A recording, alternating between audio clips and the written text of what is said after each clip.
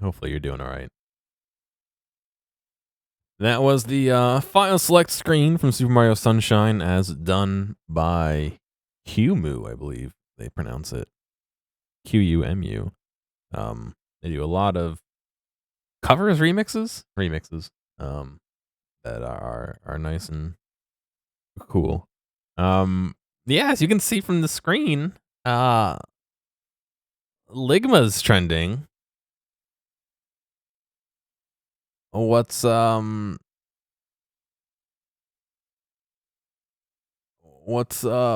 you might ask, and how do I explain this? Ligma balls. Got him.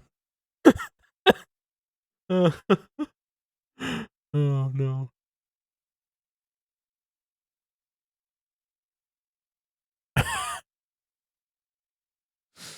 I don't know why it's so funny. It's every time.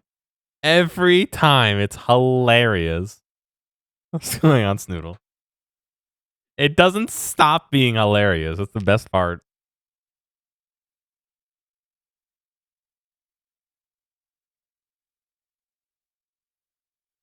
I hope my parents didn't start the stream.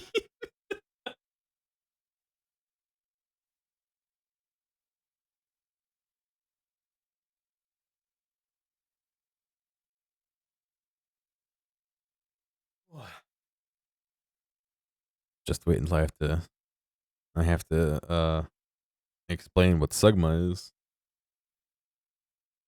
Anyway. Let me put on the sweatshirt real quick. I set my alarm for an hour and laid down to take a nap, and 2 hours later, here we are. Good as new.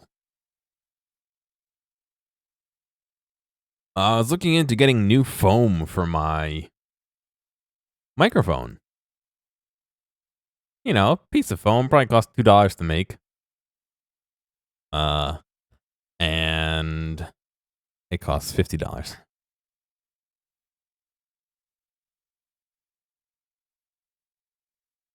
$50. Sorry, I gotta launch Steam. Apparently, I didn't have Steam launched. Owl got his stickers. In case you were wondering. There you go.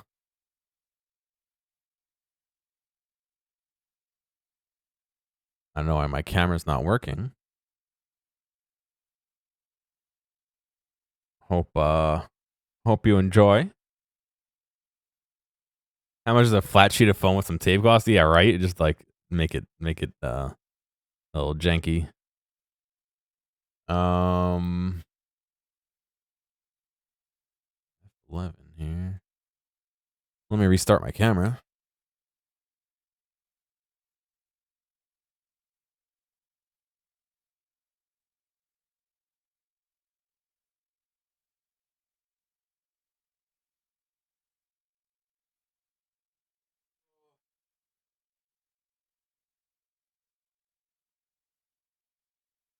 We'll get to a game eventually, I promise. Is my camera fixed? No. Oh wait. I gotta push a button before it gets fixed. Now it's fixed. There we go. No? No? Uh-oh. There we go. Hello. That was way too complicated. Let's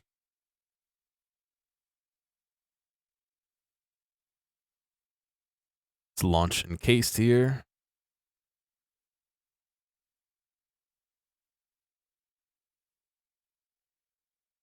Talk for 30 minutes for a stream. Oof. There's no way I could show this to you, like, and focus on it.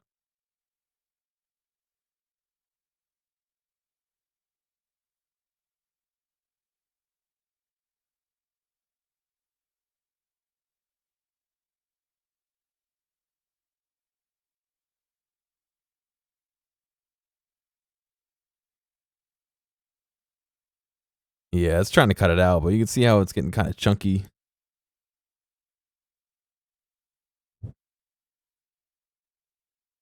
Is Steam down right now?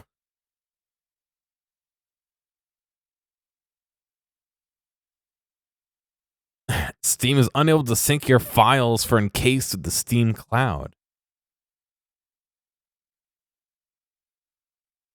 No, I don't doubt I could make something. I don't want. I don't know. I don't want it to be all like weird, you know. It's a complex shape. It's not a rectangle. It's like a weird rectangle.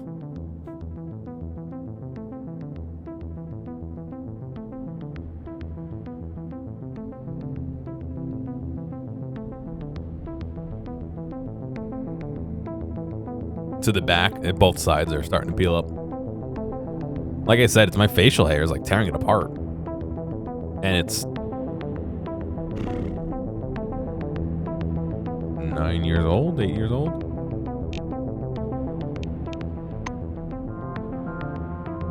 I have a second mic, the same one. I bought a pair of them that I rotate out, and that one I think still has good foam on it, but I just noticed that like when I'm streaming, little pieces of it keep getting torn apart because, you know, my mustache pulled it.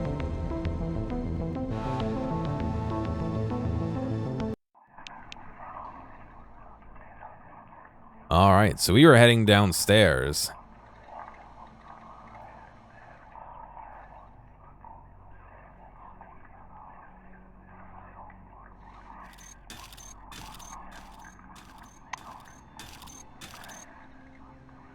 I should probably heal up a little bit.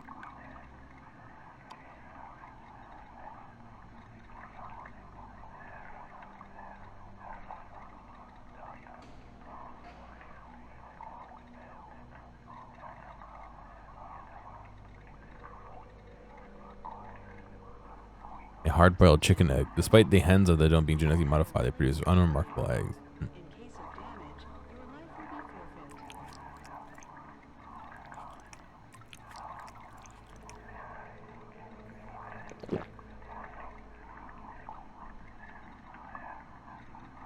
Excuse me.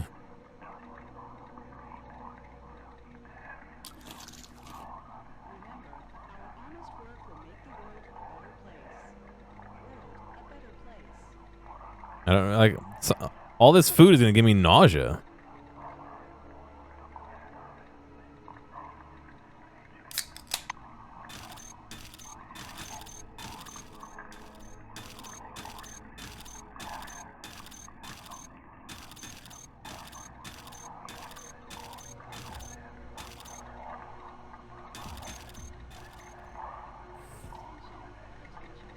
Yeah, that might be an option. It's a really expensive mic, so I don't want to get glue on it, so I'd have to be really careful, but yeah, definitely a possibility.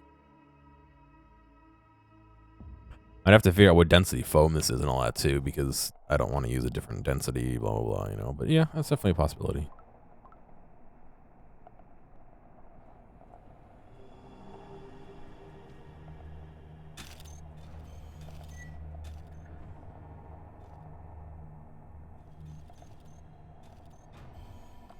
The terminal screen says system lockdown. Oh, okay.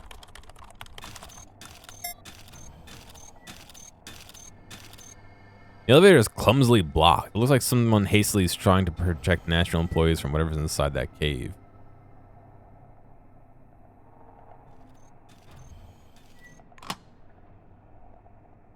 Let's grab some ammo. Scientific Zone Power Circuit Terminal 1.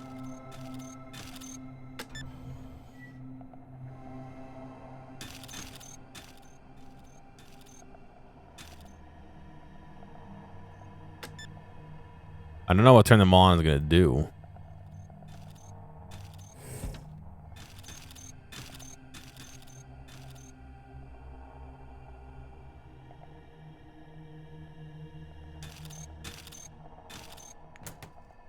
No, I know not glued to the mic, but I would be worried about getting residual contact cement on it, you know what I mean? Especially something that's so close to my mouth that maybe you would have moisture that I don't know if it would reactivate the glue or, you know what I mean? I doubt it, but sometimes with expensive things, it's, you know, just worth it to pay the $50 and cry. The old buy once, cry once instead of spending a bunch of money every year on plugins that you don't use for anything but one thing, you know?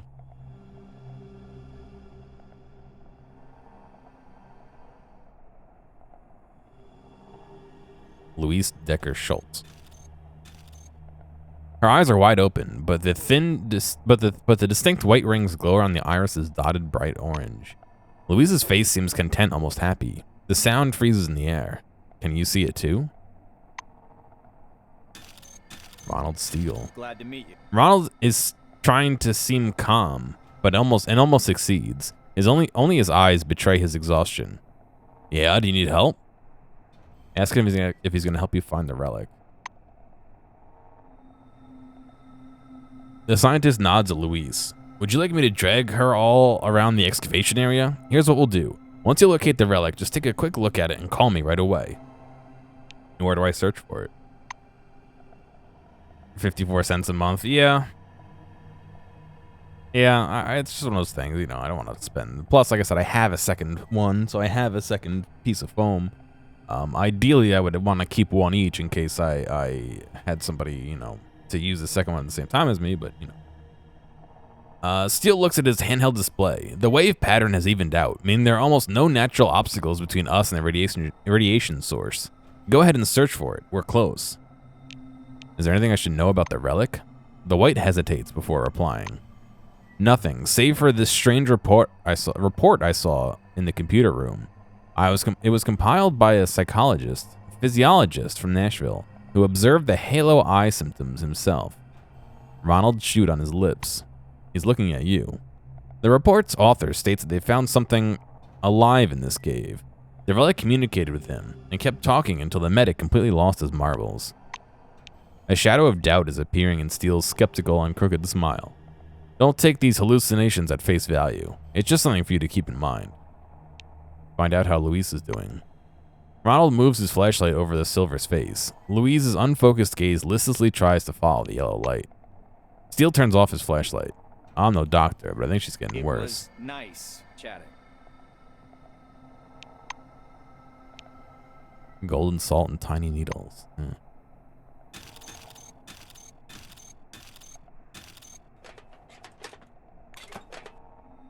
Pile of crystals. Ooh. Electromagnetic equipment, fiber optic cable.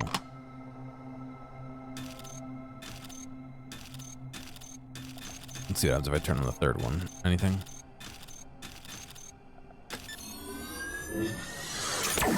Whoa.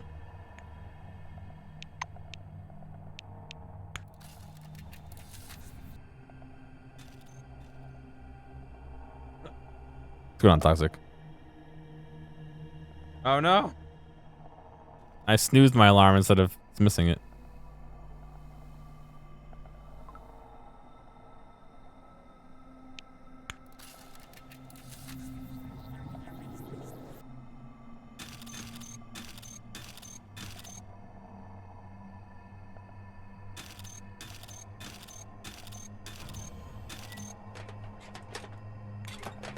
Some gaff tape. Oh, duct tape. Blue duct tape?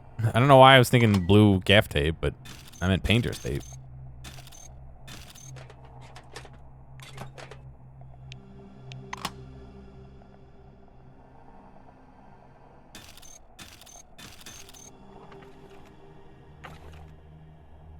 Alcohol wipes.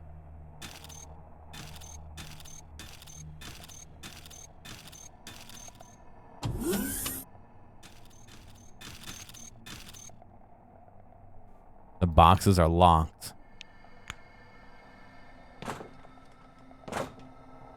Am I nauseous? A cleaning rod. Oh, very nice. Maximum psychic irritation. Oh, goody. I am nausea. Oh.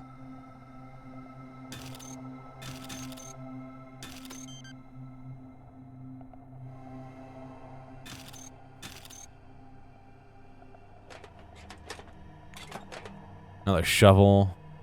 Air gun. Yeah, all right.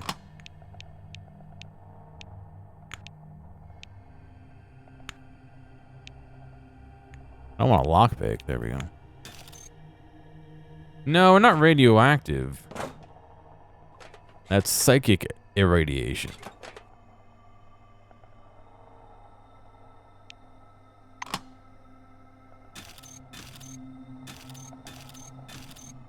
That's from the relic that's down here, wherever it is. The briefcase locks were hastily and clumsily busted. There's no relics. Some briefcases are untouched. Looks like the robbers simply didn't have enough time to finish the job.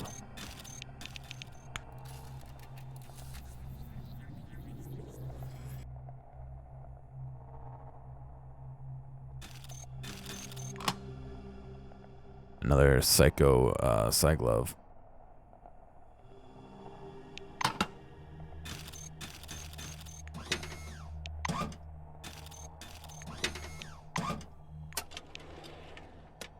Wow, 1 cent.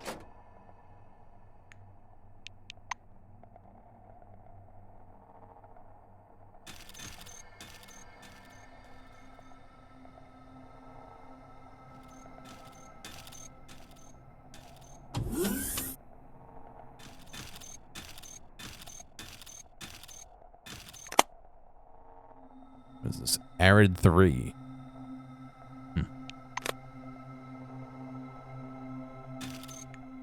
Medical note. Diary. Day 5. Several workers immediately began to complain of headaches. Carbon monoxide? I've prescribed painkillers. Gonna keep an eye on them. Day 7. More of the same complaints. Some patients are drooling and reported auditory hallucinations. Microstrokes? Lack of sleep? Further observation needed. Day 10. A couple of patients show obsessive behavior, focusing on repetitive actions as an obsessive compulsive disorder. Encephalitis? Is that one? Examinations revealed abnormal changes in the iris. Oh god, discharges in your eye?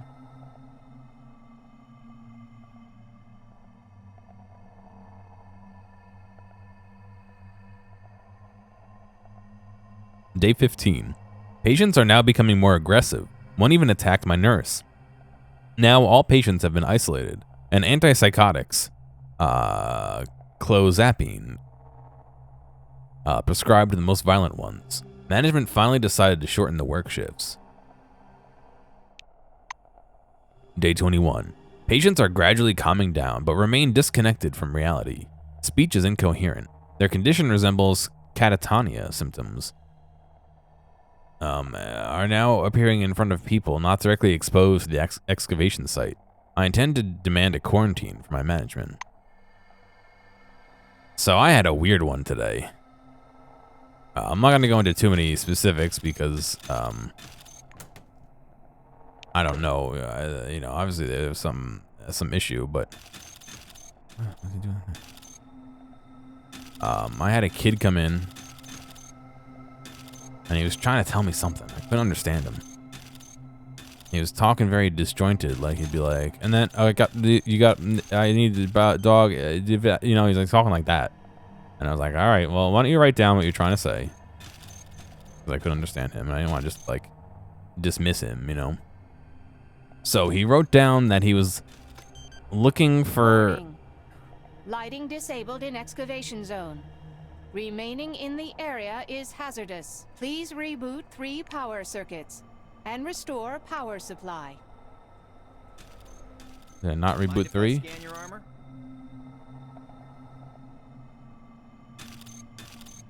It's gonna be 6. So he was kind of talking incoherently like that. So I eventually asked him to write down what he was talking about because like I said, I couldn't understand him.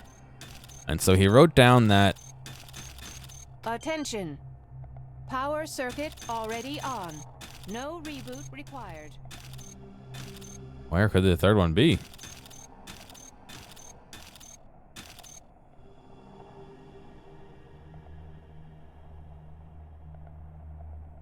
He wrote down that he needed help reporting tips to the FBI and Dog the Bounty Hunter about that recent murder from California, was it? I forgot that person's name.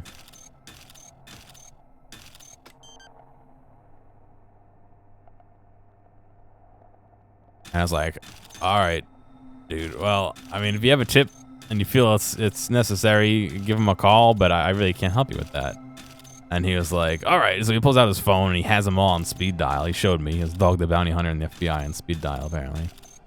And he's like, I'm gonna call him. And so he starts calling him, and he walks like behind my counter into my office.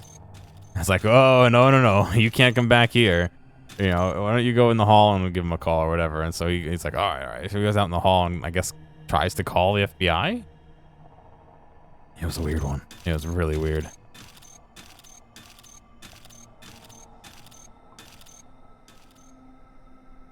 Oh my god. Oh my god. Look at my health.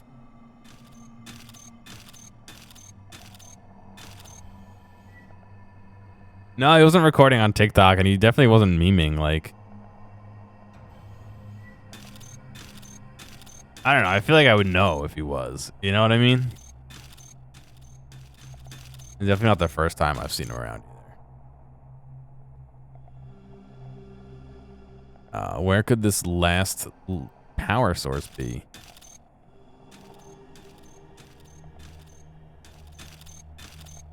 I did that one. Power Terminal 3.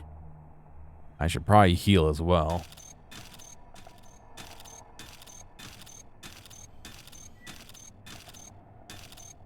Power Terminal 1. Oh, is that what I'm missing? Attention. Power circuit already on. No reboot required. Enabling lighting in the excavation zone. Warning. There we go. Damage to power system detected. Start the emergency generator. Start the emergency generator.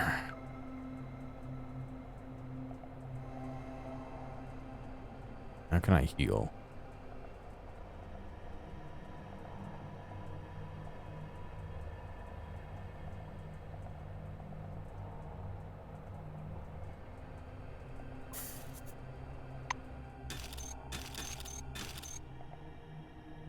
What is the emergency generator?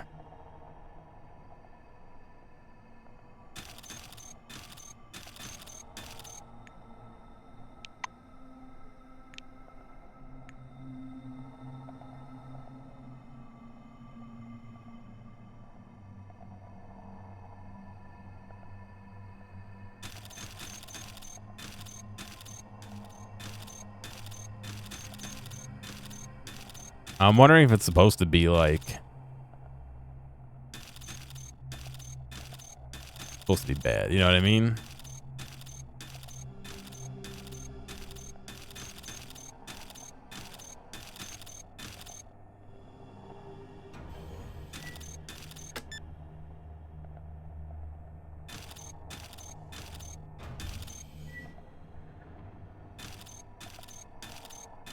I don't actually know what this is supposed to be.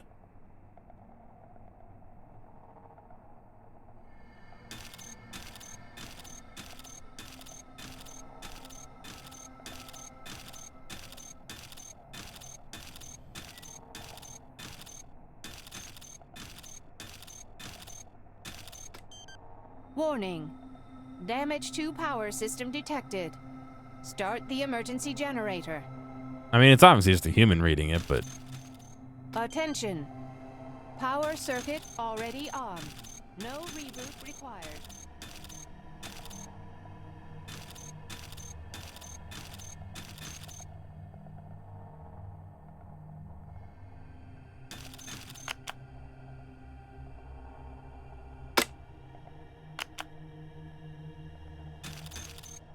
Attention.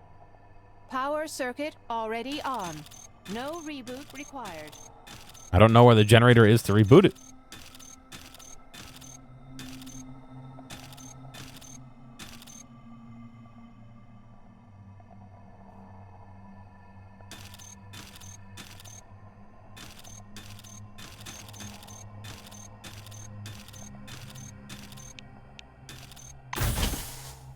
What was that? Oh, it's so you get out of the end of the armor. Ah.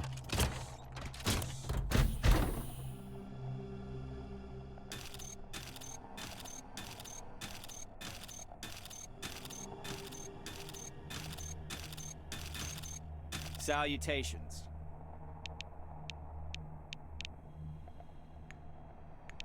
Come back again.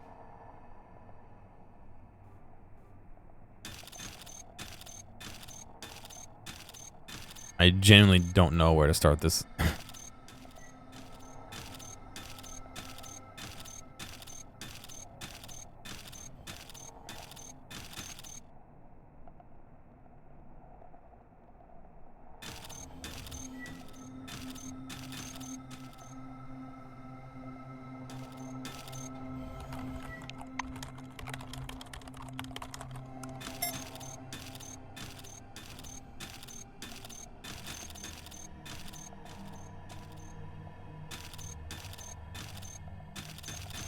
Attention!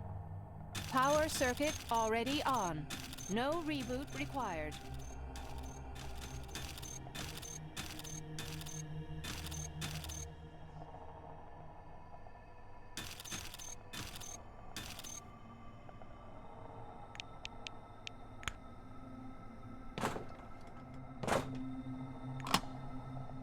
Wow, a zapper. And some relic shards.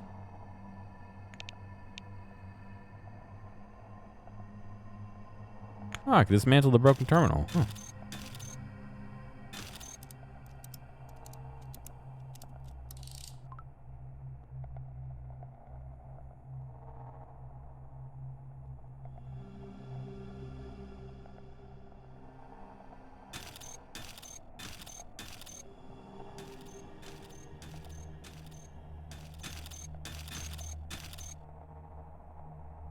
Well, any ideas? I can take a nap in the bed. I don't think that'll help me, but...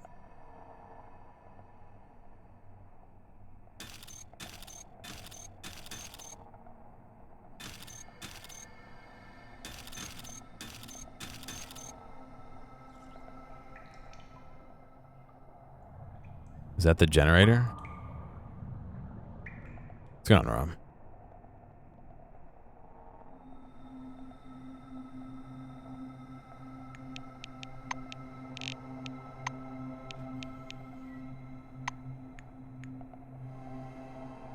I'm sure I'm gonna die if I head over here, but...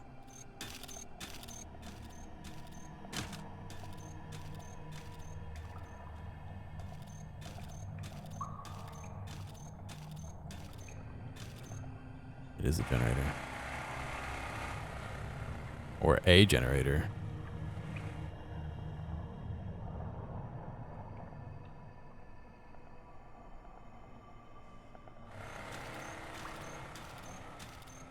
Consumed by darkness.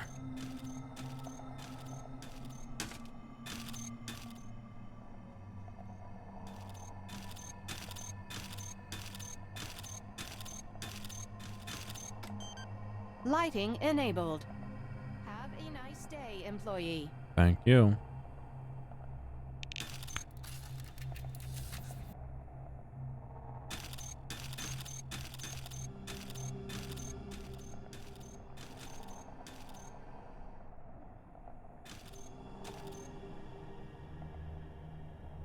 The shape resembled a human being, but only vaguely. The body is covered in filth and writing while standing on the spot. Filth and writhing while standing on the spot. Orange lights dance in his irises, and the white eyes cast an eerie glow on a face gray with dirt. Find out the stranger's name. The human opens their mouths as though trying to speak. Their palate and tongue are coated with the tiny sparkling particles. Touch them. You touch the stranger, and they respond with an odd pulsating rumble. Wait.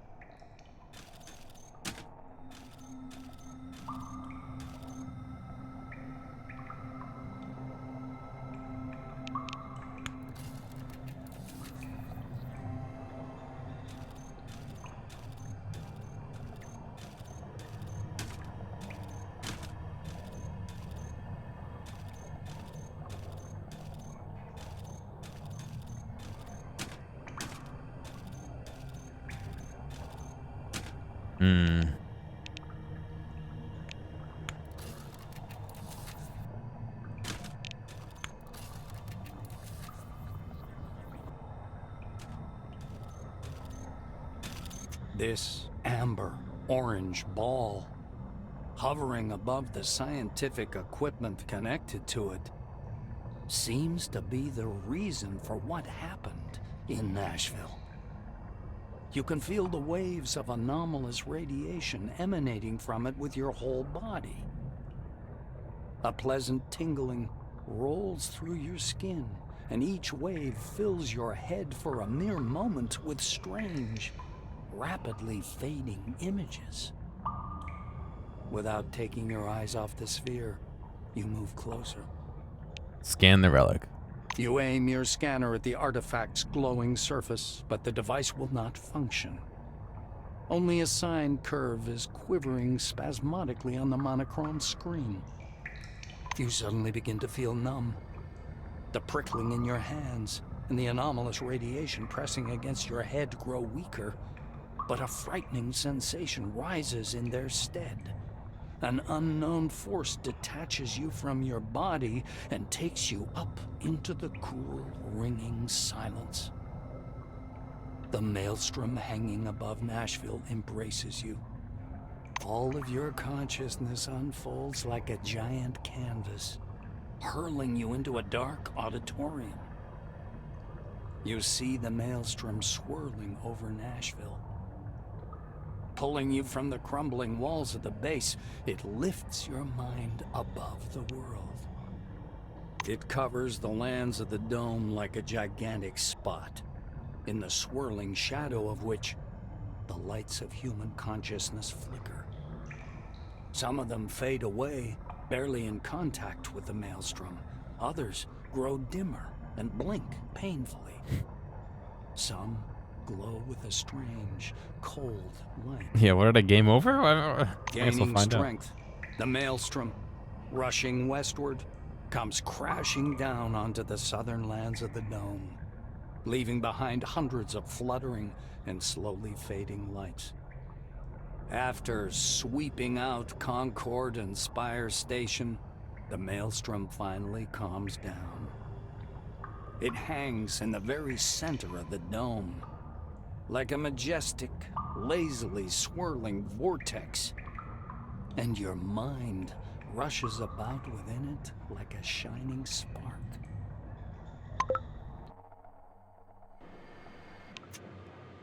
It takes you some time to realize that you're wandering through a fog. Eventually, the dull, white nothingness begins to dissipate, slowly returning you to reality. A noise fills your ears, a rumble resembling the sound of waves rolling ashore. Not dead yet, apparently. You step carefully through the white haze. Fragile bits of rock crackle under your feet. Vague shadows appear from the mist over your head. Breached concrete plate bristling with exposed armature. The dusty drill of an earth mover lying on its side. Yellowed documents, boxes. Crushed steel closets that tumbled down through gaps in the floor. The space beneath your feet resembles thick but perfectly transparent ice. A vortex of clouds spins slowly below, the lights still flickering. They're the same lights you saw when you first touched the sphere. I thought I examined it, not touched it. The lights are actively moving, wandering, gathering. Iridescent, they form both small and large groups, and the desert far below changes, following their pattern. Settlements appear in the north, in the east, in the west, and even in the dull yellow barrens of the south. They grow right before your eyes, as if time were moving ahead at incredible speed. I think you can investigate without touching, though, can't you? Oh, wow, we're actually, like, somewhere. Glad to meet you. Steele's face, wise, confident, and focused as ever, seems to be lit by the screen of an invisible computer. He looks up at you, and a smile appears on his lips. Wow, you? Wow, this is assuming that I was certain you were dead. He walks up and touches you with his palm, but you feel nothing. Ronald looked disappointed. His uncertain gestures suggest he feels nothing, just like you. What was I hoping for anyway? Steel looks you in the eye. Do you know how unreal it was to survive and keep my sanity with all the psychic stress the Maelstrom was generating? A lot of people lost their minds. That was what we saw here, and what happened after Ankara on the west side of the dome. He looks you in the eye. You know, I'm locked inside my head right now. From my perspective, it looks like the computer room where Luis locked me in. How ironic. Whoa, where are we going? Oh. And I muted myself. Very good. The mouse was in the corner. It zipped away. Clara Morgan. Clara is surrounded with white light and mist, her hands clasped in prayer. She reminds you of an angel statue from some reformist church. Seeing you, her expression changes. She crosses herself, mumbling under her breath. Get her to calm down. You're not a ghost. She nods timidly. Yes, I see. This, both you and this mist, it's all in my head. She steps towards you and kneels. I must repent. Clara's voice trembles. When Maelstrom broke, I didn't try to save anyone. I just got in the truck and drove away. I'm a terrible sinner. I know. I hope you're in heaven. She raises a face distorted with suffering. I don't know where the hell I am. Clara sighs heavily. I see. Why are you appearing to me? Is this some sort of a sign? How does she know what I look like? I'm in Know about armor. signs? This is when... Her voice suddenly becomes deep and thick. She drawls as if her words were being played from a corrupted tape. Clara's face alters subtly, as if it had turned to stone. Abbott is very kind to me, but his faith is nothing I could get used to. She says in a dull voice.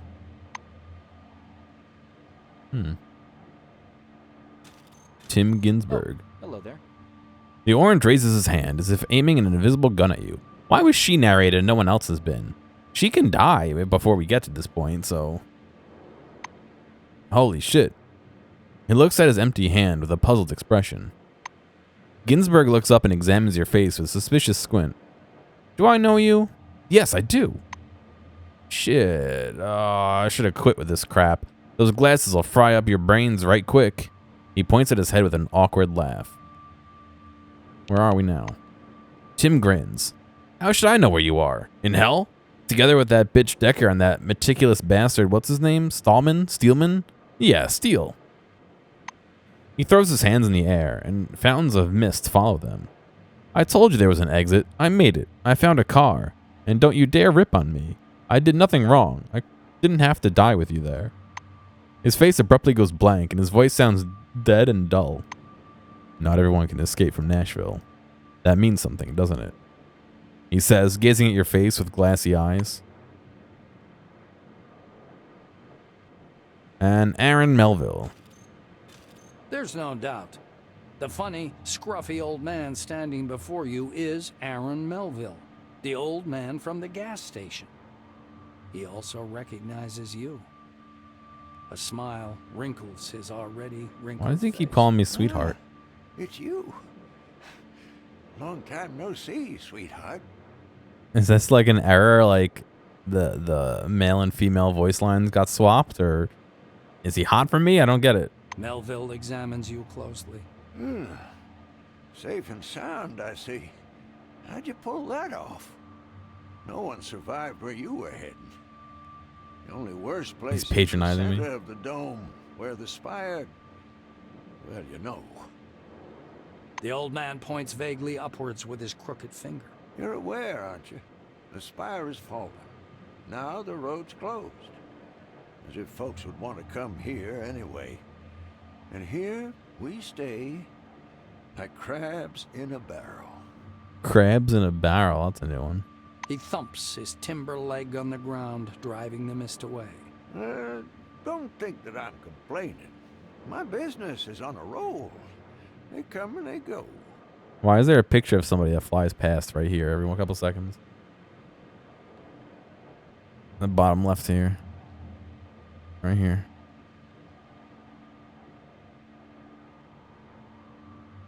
Of course, now that I said that, it's not going to fly past for like 2 minutes. There. See, look, there, look. No, the ghosts. Melville's face seems to petrify. He speaks slowly, but flounders anyway. The gas station can be crowded nowadays. Everybody needs my gas station. Oh, folks went crazy, I tell you. Fighting over nothing. The old man woefully shakes his head.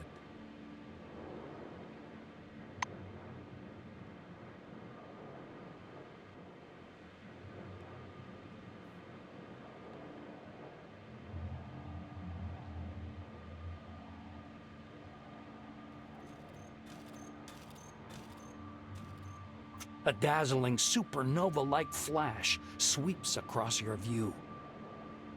The lights, frozen in the desert, start to move, and a cloudy funnel begins to slowly trail after them. The funnel spreads out under your feet. Flickering waves of lights drift northward, driven by the winds of a maelstrom. Not just a maelstrom. Maelstrom.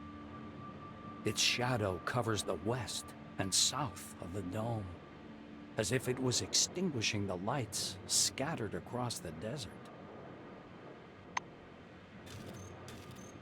Oh, more people, I suppose. Van Olden looks the same as he did during your first meeting. The same shiny glasses with thin rims, an arrogant expression, and a stopwatch clutched in his hand. Yes, not just a maelstrom. Maelstrom. He's examining a shred of mist hanging in the air. He's so involved in his research that he doesn't notice you at first. Meeting your eyes, the scientist instantly darts back.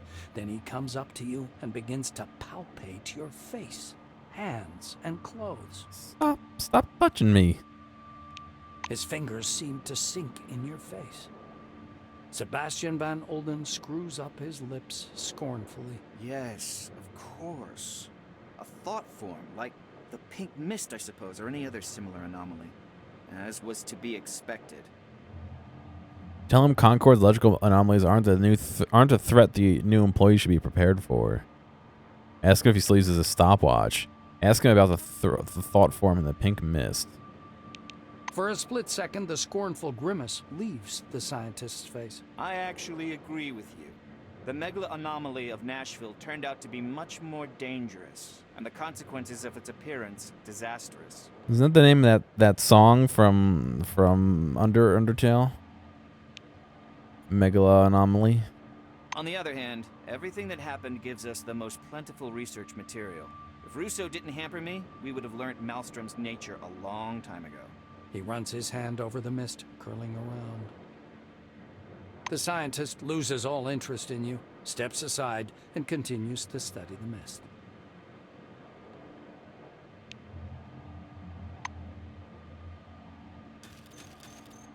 A gray-haired man, arms stiff at his sides, stands squinting short-sightedly into the mist.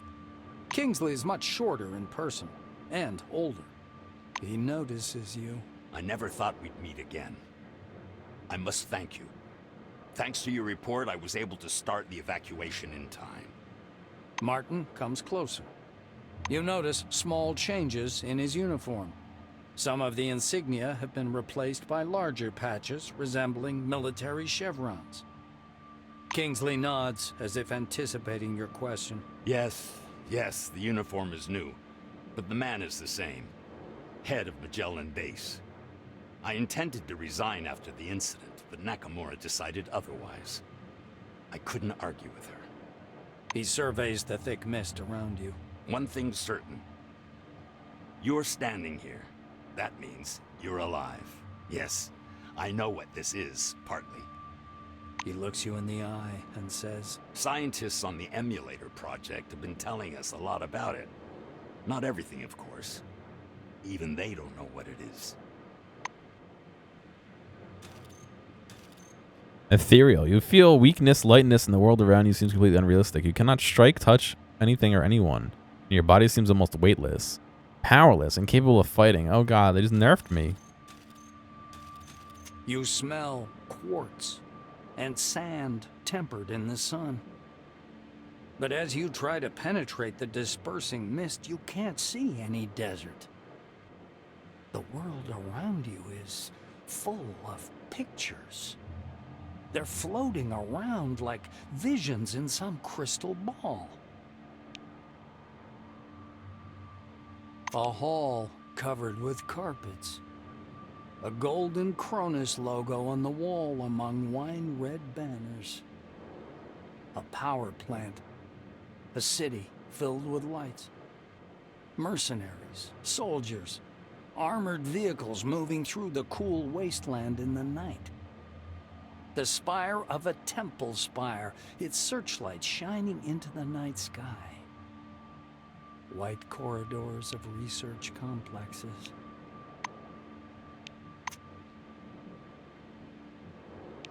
The visions fade one after another until only the last remains.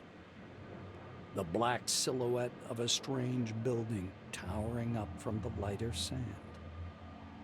This picture freezes before your eyes, as if giving sense to everything that came before.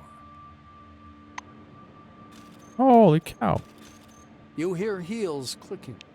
A dark figure appears out of the mist before you. It's a woman. You've never met her, but you feel as though you've seen her face 1,000 times. You even know the sound of her voice, although you have no idea where you could have heard it. She looks at you with surprise. Then she frowns pensively and steps closer. She stands so close you can see multicolored reflections in her bionic eye. After poking you to confirm your ethereal nature, she waves her hand left to right. Obviously, she's hoping to disperse you like mist. Naturally, she fails. The woman chuckles discontentedly and leaves. The clicking of her heels fades quickly away. Wow, what a bitch. She tried to vaporize me. A wizened old man, long and lean as a scarecrow, leans over to examine you with the curiosity of a vulture. His long, yellow-white robes fall down in waves and rustle quietly. His stony black eyes resemble those of a blind man, but their gaze is fixed on you. Such remarkable technology. He says in a low, well-modulated voice. This voice seems to belong to some other person. He smiles, a warm and kindly expression, wildly at odds with the menace in his eyes. Name your price, and I'll buy your design. But be reasonable. Take time with your answer. Think it through. With the smile still fixed on his face, he steps back into the mist, never taking his eyes off you. The fuzzy mist, as if whisked with a mixer, looks like slowly dissolving clouds. A short, chubby little man in a camouflage cap and army shirt steps fussily out of the white. He clasps his hands behind his back and stops a few steps away, scanning you with his gaze. Vivid interest flashes in his eyes. He clears his throat. I'm out of jokes about death. Or about Mr. Christ. I'm out of jokes about hallucinations. Although hallucinations under the dome aren't any joke, but an everyday reality. I don't know if I like this voice actor. The man circles you. His glance bounces from your face to your uniform to your shoes and back. But you are something else. So, let's see. A pre-war haircut, old-time uniform, clean and pressed. Shoes aren't worn out, just got them. He recites with enthusiasm. Got him. He frees his plump, palm and carefully touches you with one finger. You are ethereal, but light-tight. You respond to my movements. You are not using an image that's familiar to me. You don't look like anyone I know. And your badge says... He raises himself on tiptoes and fixes his eyes upon your badge. The name. Of course. Of course. The name. He flings his arms about and leaves without even saying goodbye. The mist seems to slam shut behind his back, like a pair of wing doors closing.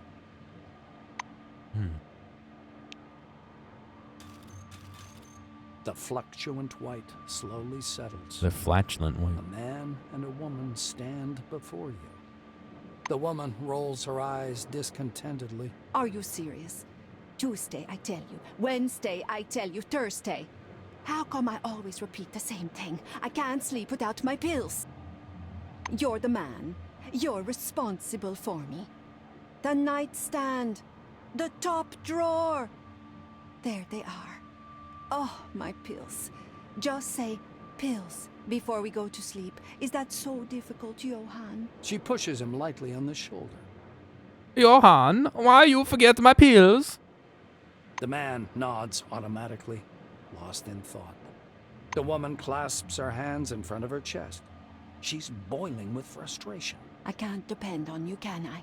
I haven't been able to relax in years because I have to control the situation for both of us.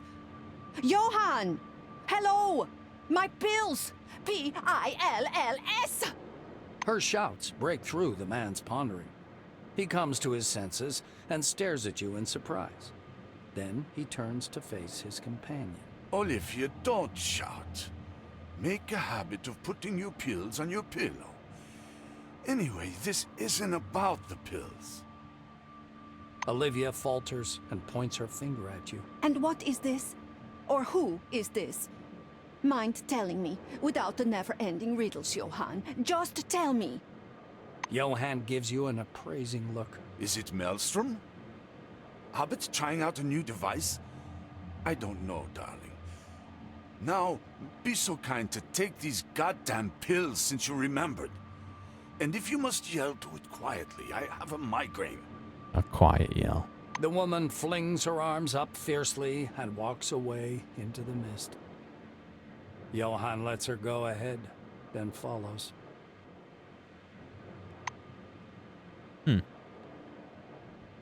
I want to grab some iced tea. Give me a second. All right, I'm back. I mean tea? Yeah, iced tea. Is that a surprise? Oh, they got a RuneScape hat Your on. woman steps out of the mist and looks at you with the wandering eyes of a mad person. She has a pea hat. A party hat. She's wearing a tall, crudely made tin crown painted with gold powder enamel. She smiles, although on her, this expression is more like an evil grin. She begins to prowl around you in a circle, wary eyes locked on your face. While circling around you, she steps into the mist and stops in place, a vague, distant silhouette. The mist fades away. You see a short, dark-skinned man with a grim face. He's wearing a brightly colored turban. You take a step towards him, and he strides forward as if to block your way. The ends justify the means, don't they? Have your scientists nothing better to do, Kimiko? He asks, looking upward. The stranger raises his hand, forcing you to stop. He looks up again. We have to be like the Soviet Union and Germany in the late 1930s. Mutual favors, mutual limits, parity. We've always worked on such terms. As he finishes speaking, his lips stop. The man in the turban keeps standing there, a lean figure looking angrily upward.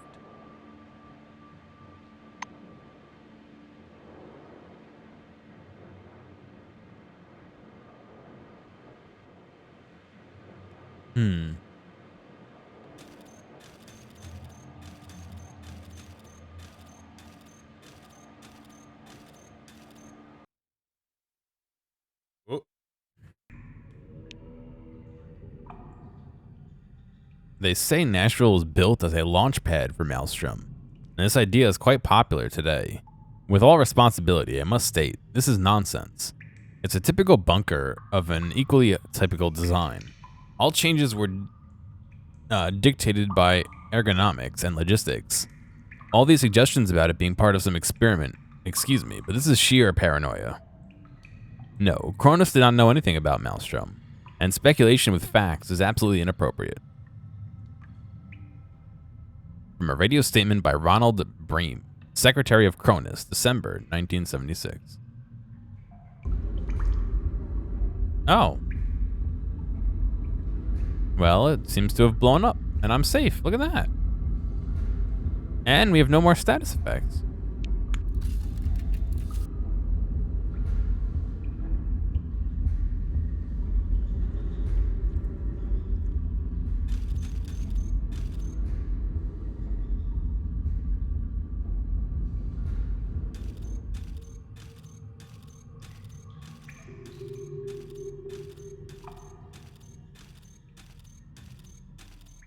All the people are gone. Uh-oh.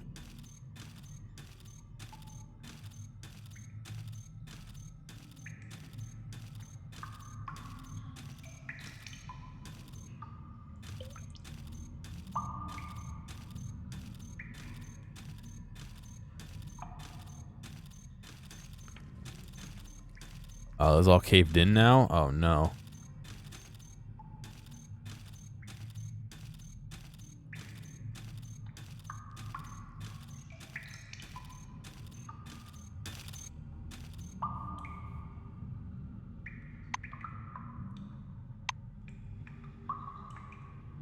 More like they killed me. I didn't ask to do this.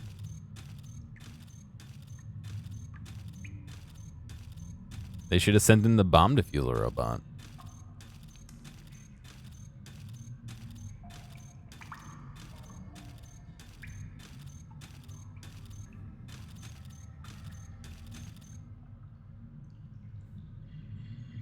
I like how selecting the passage does nothing. You have to select the rocks. Oh, I have to get out of the fucking servo shell?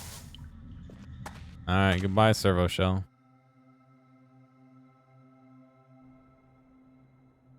I never asked for this. Yep. The board of directors believes in the bright future of the C-12 facility. According to the calculations of the analytical department, the relic production at the factory will increase by 700% by 1979. It is obvious that by this moment, the Nashville base will no longer be able to satisfy the housing demand for all our employees. So we're already building a modern residential complex for 3,800 people. The construction of the main building, a skyscraper with an observation deck, is almost completed. The first apartments will be ready by the spring of 1976. The dome as your new home leaflet. By the time you exit the cave, the desert is in deep darkness. Blue firefly lights are floating in the thick darkness. The dry, chilly air smells of cooling sand. When you look closer, you notice a tall, white structure nearby. The screen on your Kairos blinks. The system reports an error while trying to update the built-in atlas. When the maps reload, the icons are gone. Only a single marker indicating your location remains. Well, you're still near Nashville, at least judging by the coordinates.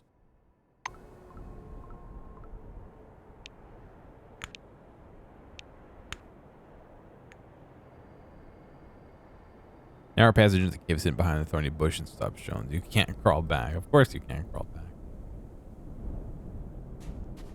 Goodbye, servo shell, I suppose. You servoed us well.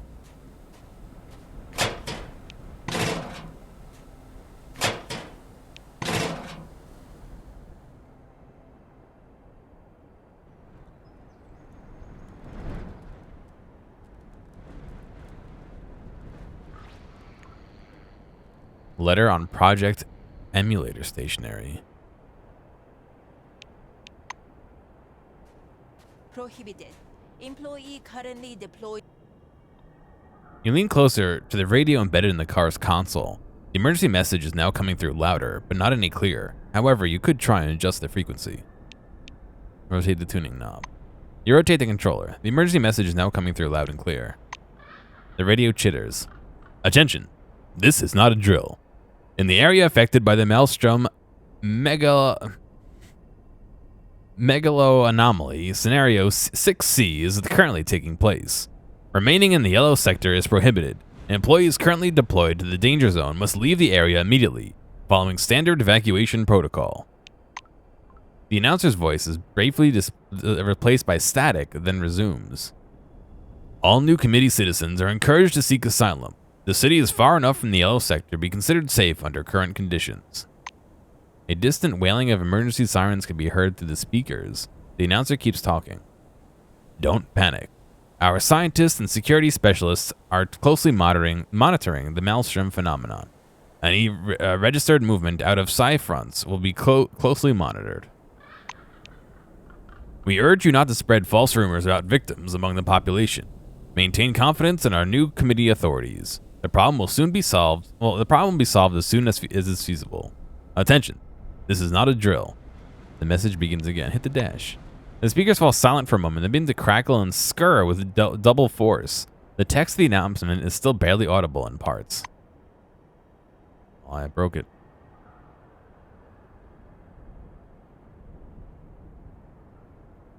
I don't want to fight these guys.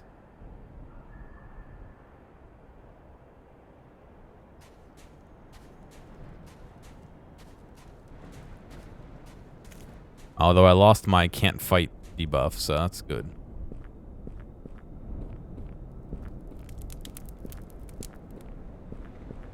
Oh, hold on there, buddy. Some paper, huh? Gotta search the flower pots, right? I forgot about that. Got a jar of dirt.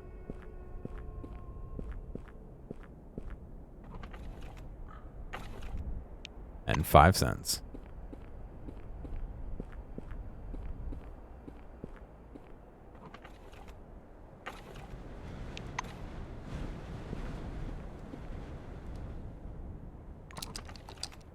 $0.20 and some sodas. Why are there crates up here? I don't see crates. Oh no. Why am I fighting them? I don't want to fight them.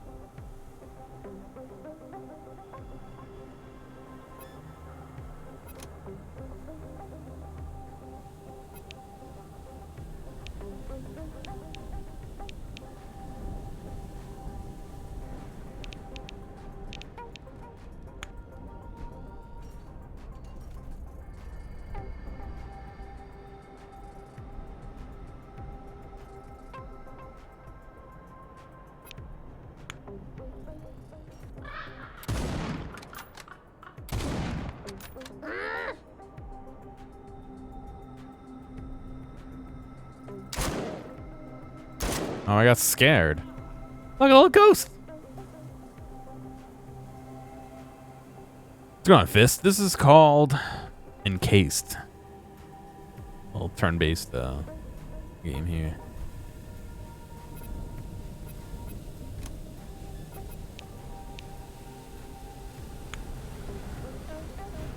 Oh,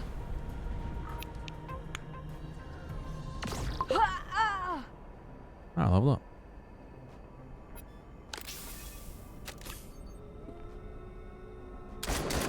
Oh god, it zapped right to me.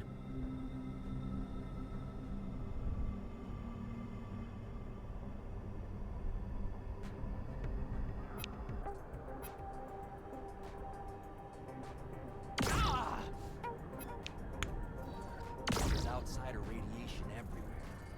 Someone passed through here, scattering the light.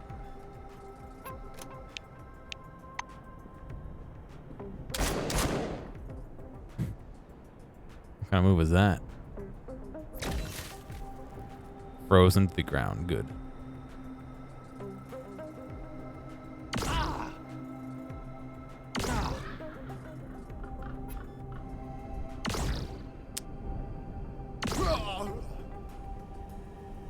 There is There's outsider radiation everywhere. What is she doing? Someone passed through here, scattering their light around. Ah!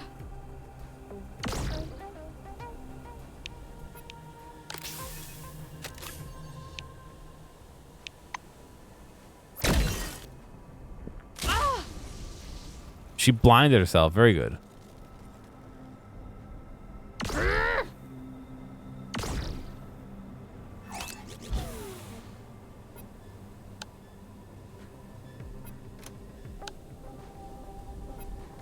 Good. Not only am I jammed, but I don't have enough action points to unjam.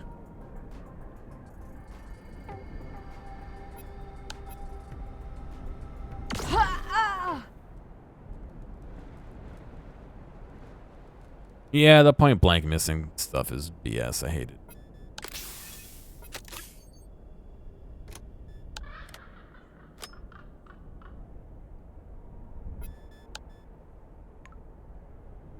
Grease. Ooh.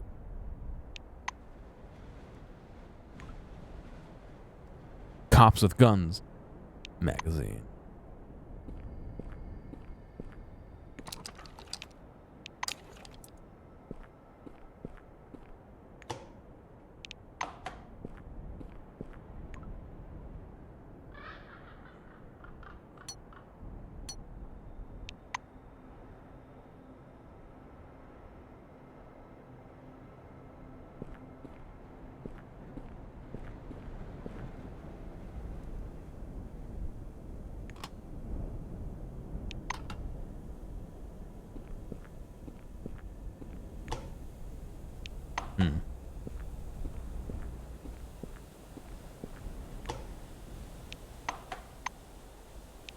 Play a little bit of XCOM.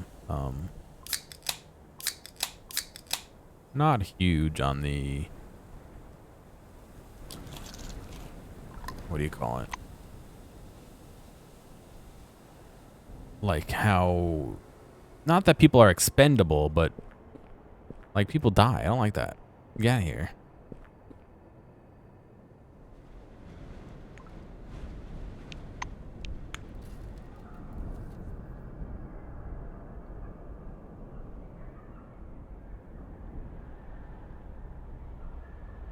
Supposed to like make this team and grow everybody, and if they die, they're gone. Like,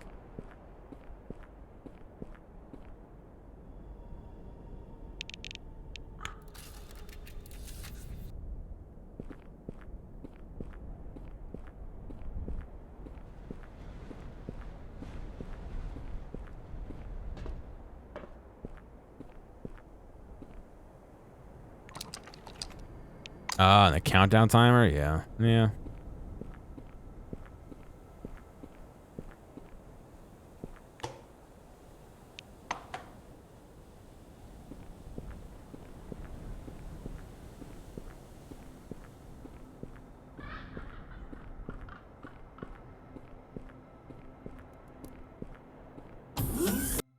Yeah, who knows who those guys are on?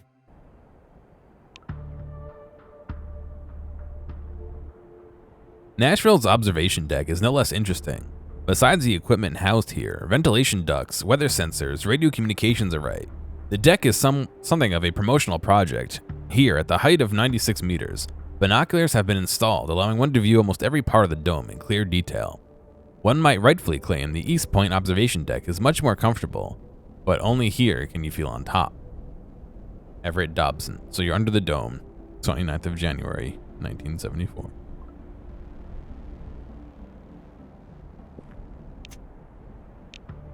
Hey, this binocular mounted on the rigid tripod is pointing south to the central sector of the dome. Look. It's hot in the south, and almost everything is drenched in sunlight. The red sands are covered with white spots. The binoculars lens flash with merry flicks of light. Only after you focus do you understand there's nothing merry about the view. There are bright pieces of the spire everywhere. On the dunes where it fell through the incident. Everywhere on the dunes where it fell during the incident. On the borders of the dunes, you see a squat building. Looks like the roadside picnic cafe is still intact.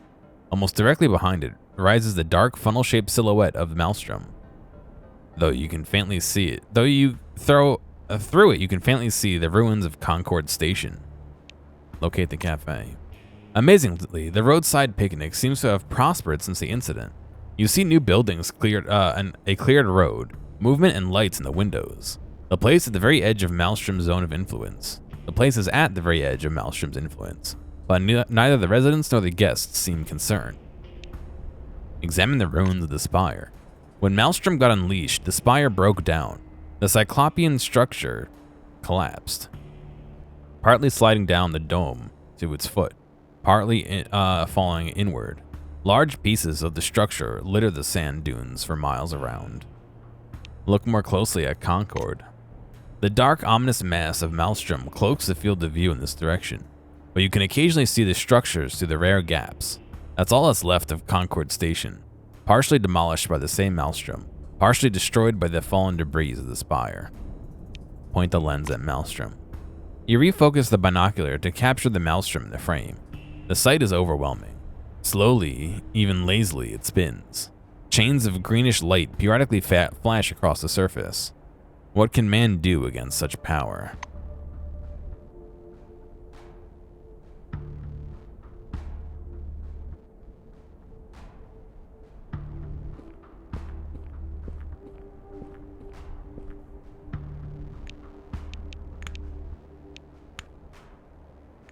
Wow, okay.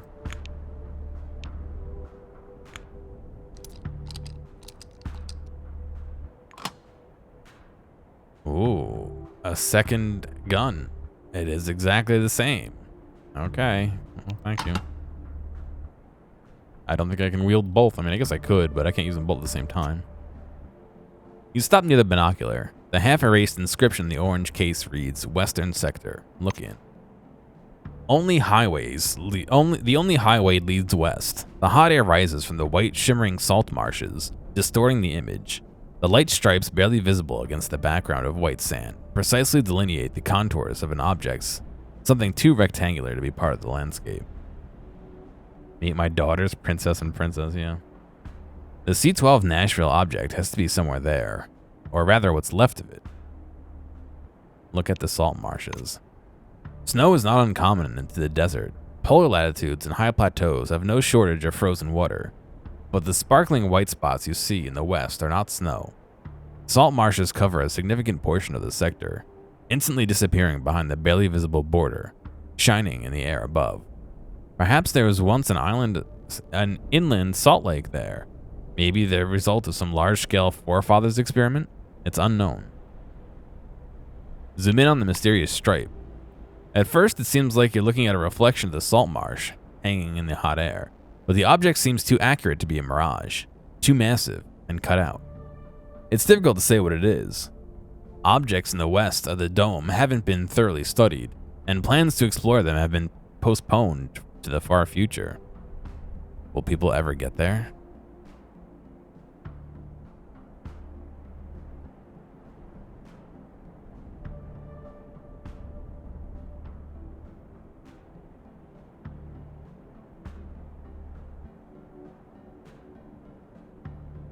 Sorry, I'm answering a message.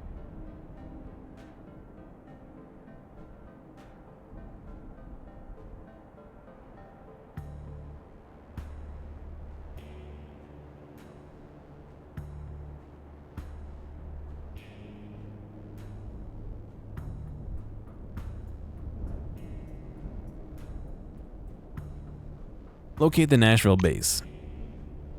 Recalling the route to C-12 Nashville, you point the binocular at its ruins.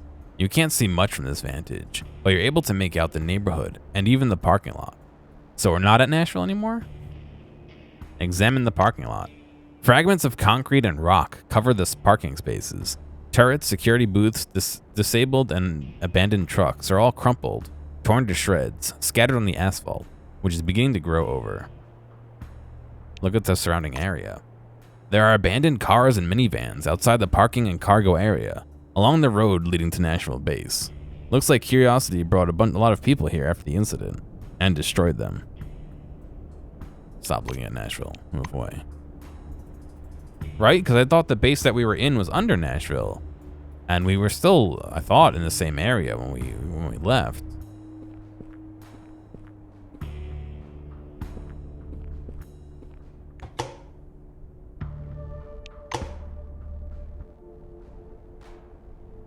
Binoculars facing north. Judging by the worn-out pads of the eyepieces, this stationary binocular pointing to the north of the dome is quite popular. Look into the binocular. The observation platform is located on the northern sector. Its borders, as well as closer objects, are clearly visible through the binocular. Judging from the complex road junction nearby, there was once a major settlement there. Behind the ruins, a smooth, long arc rises out of the sand. It doesn't look like creation of human hands. Look more closely at the road junction. A couple of years ago, you would have seen scurrying workers, asphalt pavers, and road rollers. The junction would have been part of the newly developed infrastructure of the northern sector. But now the spire has collapsed, and it distributes no cargo. No one needs a modern city with a cargo terminal, storage facilities, and wide roads in these parts anymore. Focus on the arc. At first, you think it looks like a small mountain range. The regular squat dune emerges from the sand and stretches along the horizon, sometimes hiding behind cliffs and hills. But after refocusing the binoculars, you can see the structure on the surface. Fragments repeating this strange but predictable pattern are either an object or a construction detail. Try to look at the dome. Somewhere in the sands of the northern sector, far beyond the arc overlooking the dunes, you can see the border of the dome.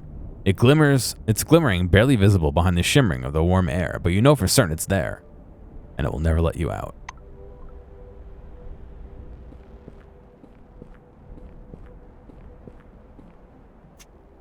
The binoculars point east. Its lens, shaded by a visor, is shimmering blue and yellow. Look into the binoculars.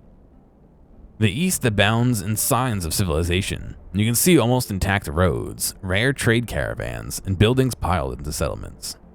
Closer to the north of this sector is a complex of large, squat buildings surrounded by a slum belt. If memory serves, the Magellan bunker is hidden there somewhere, underground. Look closer at the Magellan base. Of course, it would be great if you could see the underground bunker from the observation platform. But alas, the modern binocular doesn't yet have that capability. You try to rely on imagination, visual memory, and old maps. However, you do manage to get a glimpse of a small parking lot surrounded by a concrete fence. At the far end of the site, you can see a stocky building with airtight doors. This must be Magellan. Look at the complex. This is definitely a city. The buildings look strictly functional and are crowded close together. Any kind of aesthetic has been sacrificed for durability, although the dome has its standards. Take a look at the slums. The barracks and huts on the outskirts of the city look quite typical. You see crudely fashioned construction materials, smoke from the open fires, some rags flailing in the wind. All this is separated from the central settlement by a high wall and sturdy gate. Was there not more to look at? Oh, I see.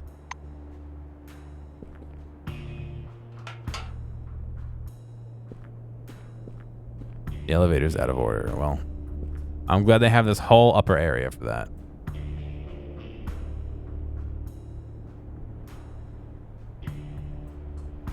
Old box.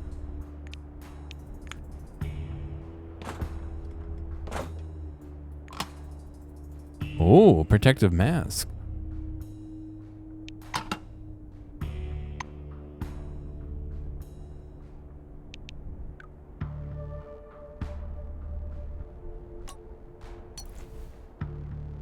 Oh, it doesn't show me. There we go. Wearing 2 pairs of goggles now, huh?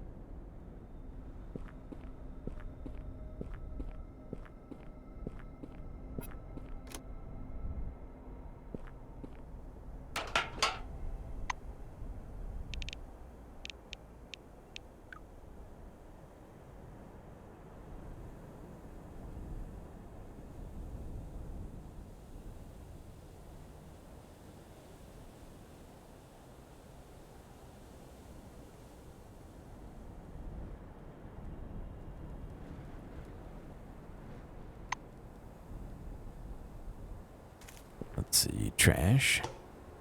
An empty can. Perfect.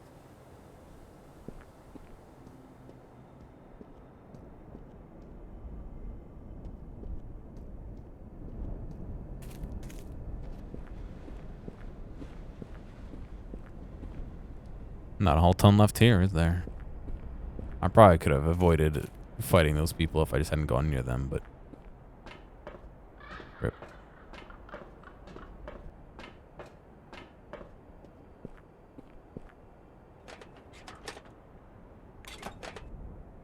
Diversions for dummies. Oh, very nice.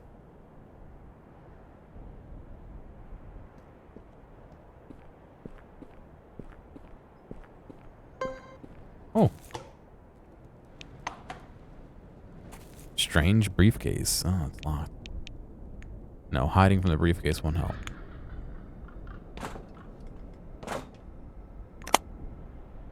Relic dust. Well, I'm glad that it was filled with wondrous items.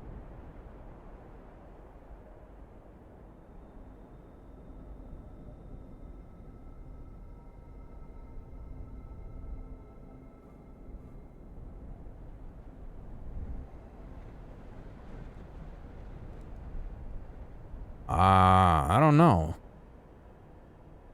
I didn't think that was a thing, but maybe.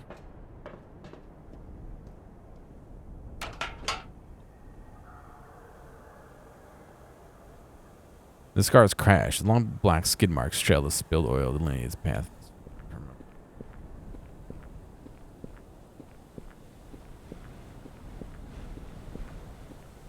Ooh.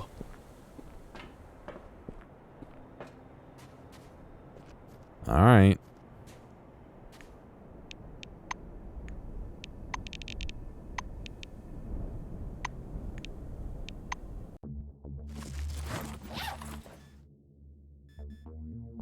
Oh, I see. We're next door to it, so we just looked at it like a few feet away.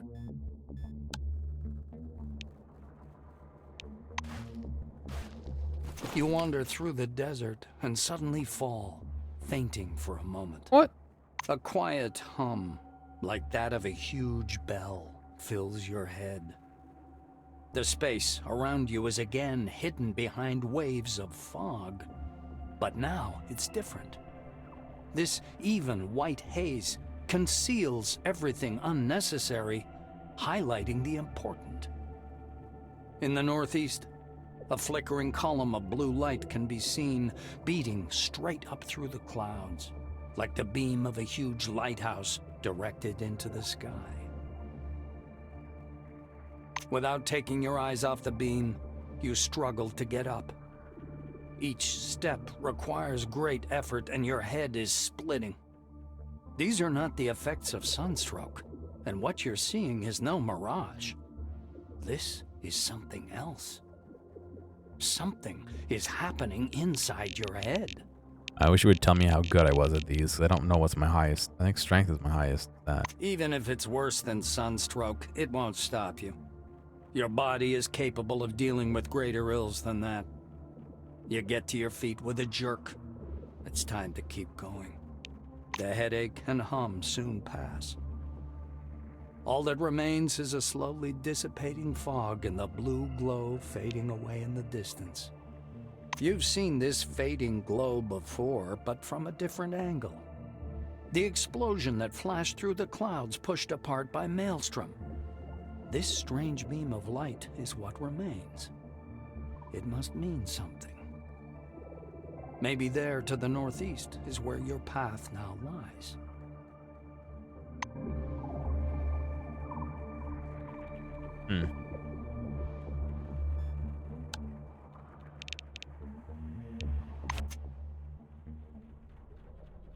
The abandoned collector from the times of the first expansion appears lifeless at first, but only at first. The quickly fading echo leads you to the nearest tunnel.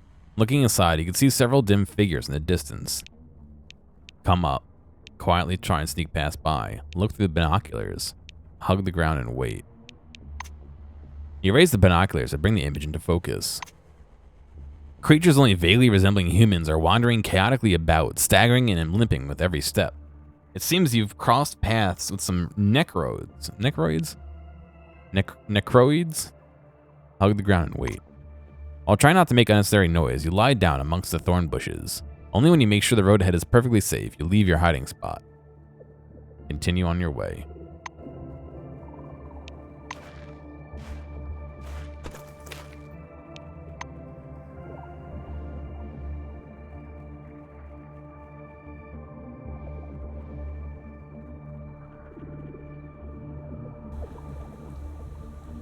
We're back.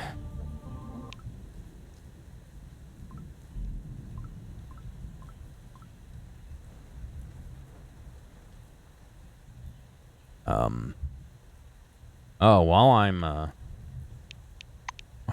not doing anything important.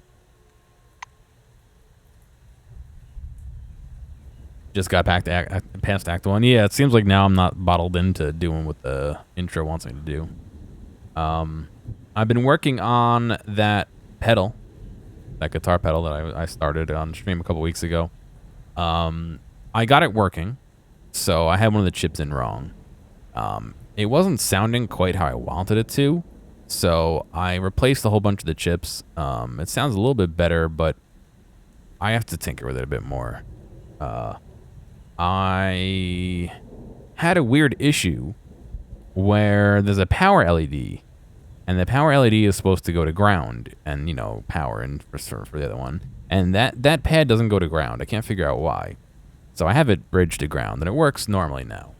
But I'm trying to make sure that everything is working appropriately on it before I continue on.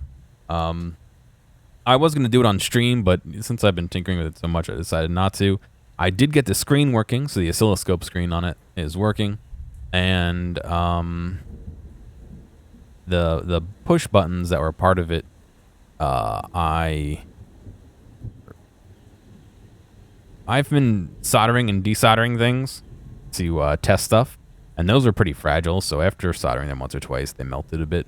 So I ordered new ones, so waiting for those. Once those come in, I need to cut a hole for the screen. I think I'm going to try and stick it in the laser cutter and use that to help me mark it out, because it needs to be pretty precise, and also use the laser cutter to cut some acrylic to make a screen cover. And after that, I think I'm almost done. I need to talk to the person who is commissioning it to see what they want as far as art. I'm not super confident in my art skills yet, but we'll see what we can do. What else? I ordered parts to make 3 more pedals. It's a guitar pedal, or they want to use it for bass, I believe. Owl. If you search, the Multi-Wave Mega is the name of it. Basically, it's like a signal tone generator, but based on the input that you play into it. A little bit weird. But I ordered the parts for 3 more pedals. One for another wah pedal, because I really fucking like that wah pedal. And as much as I made it to give to Vin, I kind of wanted to keep it, so I'm going to make another one.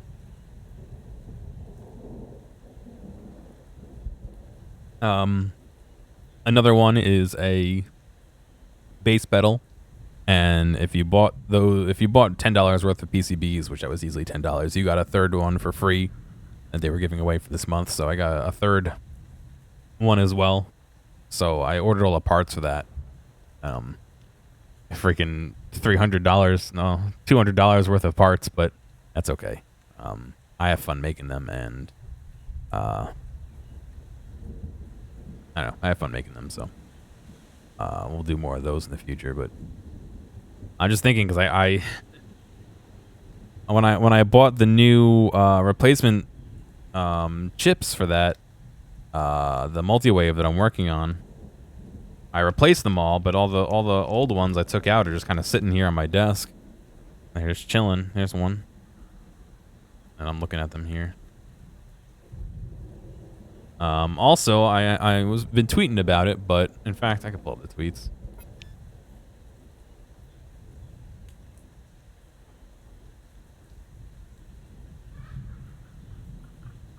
Let's see here.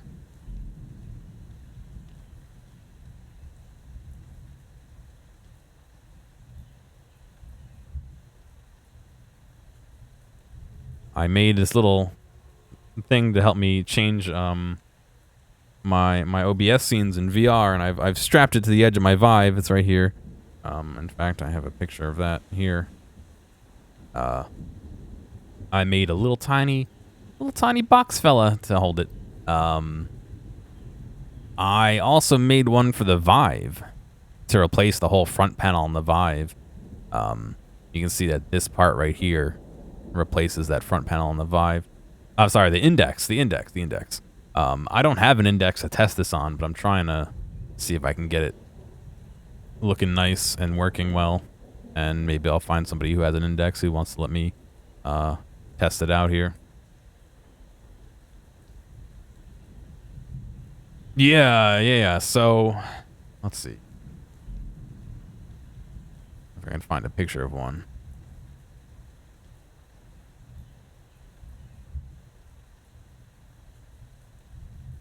They call it a frunk. So this, I just see the image. You can see this plate right here. And that's what, I mean, obviously this is upside down compared to that picture, but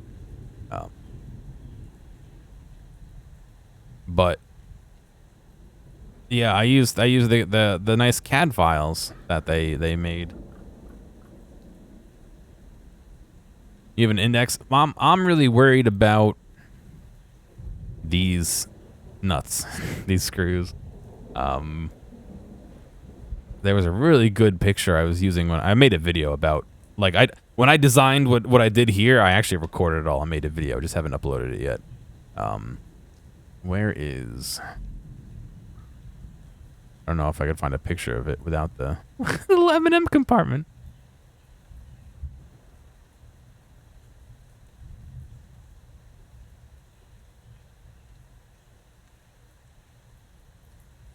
No one has a picture of it without that part on. I'm worried it's going to touch some of the PCB in here. They took off an extra piece, so ignore that, but that voids your warranty. I don't believe taking off this plate voids your warranty.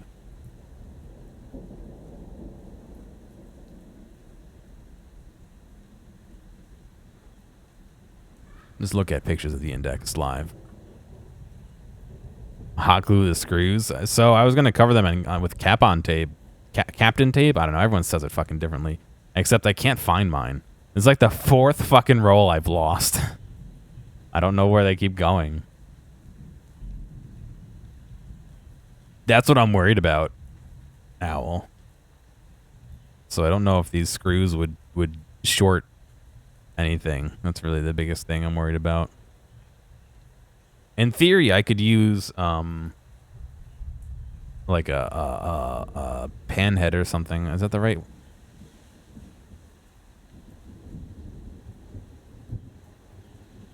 Not pan head. What's the one that's like a funnel shaped? You know what I mean? The recessed ones. Flatheads? Yeah, they have the ones that kind of have like a cone shaped.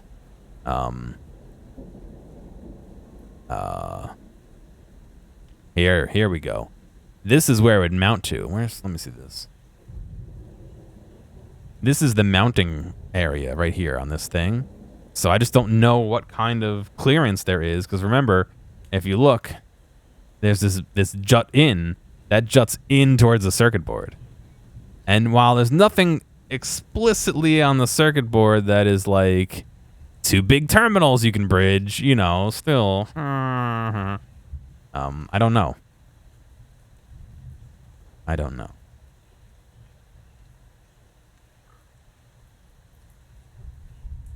I don't want to be the cause of somebody's index biting the dust, you know what I mean?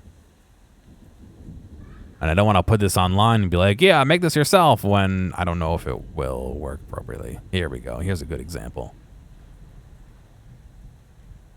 God, if it were better quality.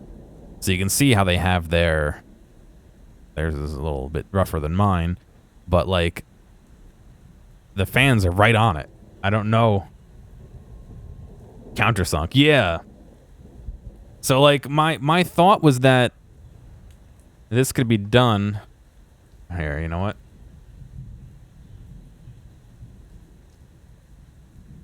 We're going for it. Hang on a second. I'm not actually going BRB. I just don't want to show my screen for a second while I launch Fusion 360. Back to the game for a second. I wanted to make something that would work with either the existing piece of plastic or let you print your own if you didn't want to drill a hole in it, basically.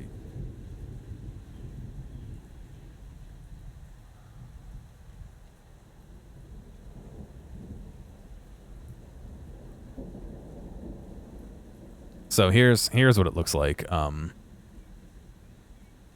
This is with the modified. I extended the height of this. You can see it sticks up higher than the other one, just because I didn't have enough room for the switches I wanted, so it doesn't look quite as good. But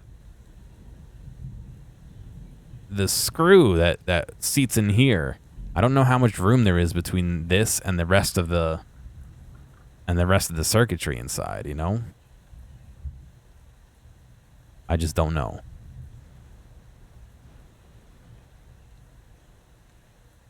But so this would be the stock part that comes with it.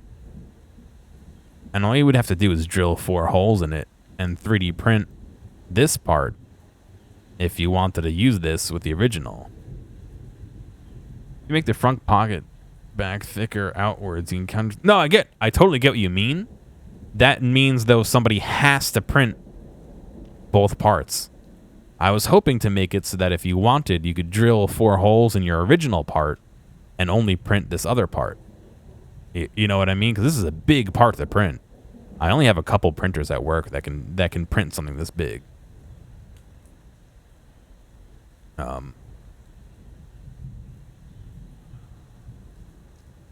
Like, I'll show you.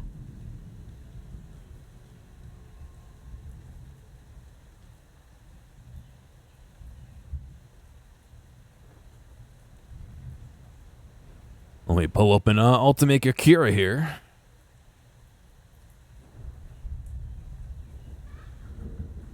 Drilling holes in it? Probably would, yeah. That is not what I want.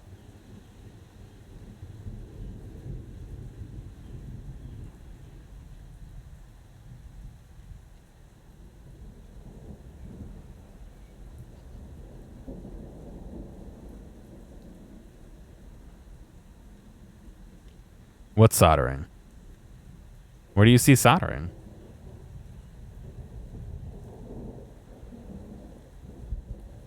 There you go. So this is one of the typical printers we have at work. We have a whole bunch of these, and that's a no bueno. In the picture 6 days ago on my Twitter.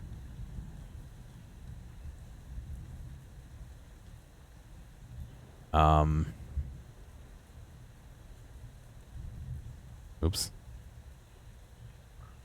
You're talking about this one. It frightens you how? Like you don't like the way it looks, or?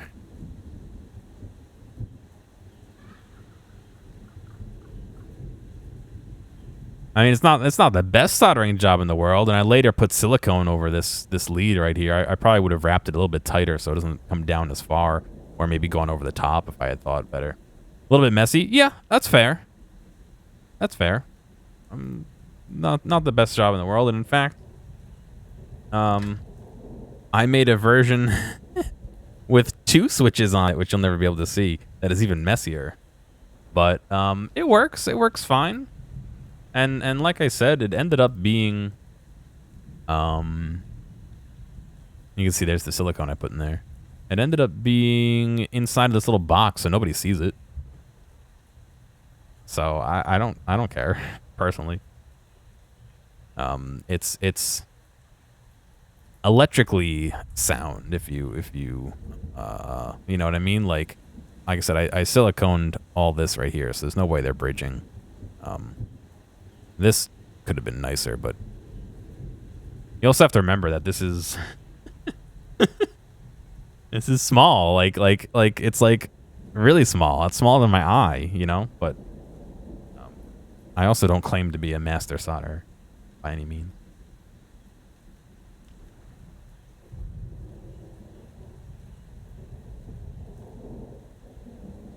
Assuming your connection is mechanical stress in the USB port from flipping the switches, the reason is screws. Have you thought of designing for flip in the system in the vent holes in the front pocket?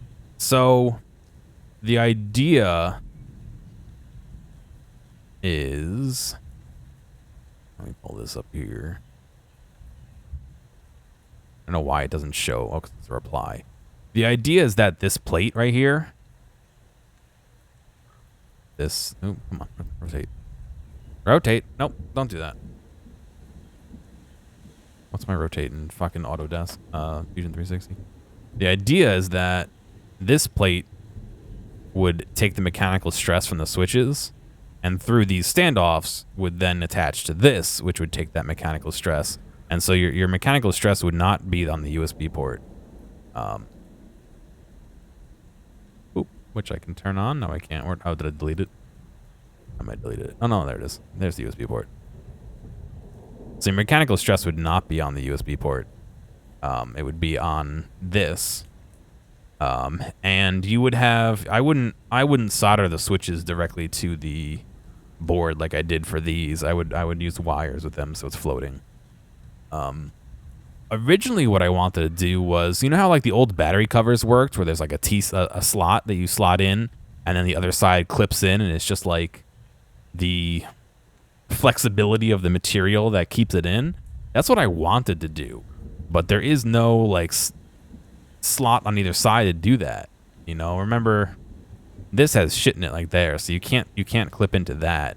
There's nothing over here. There are holes here, but there's no holes down here.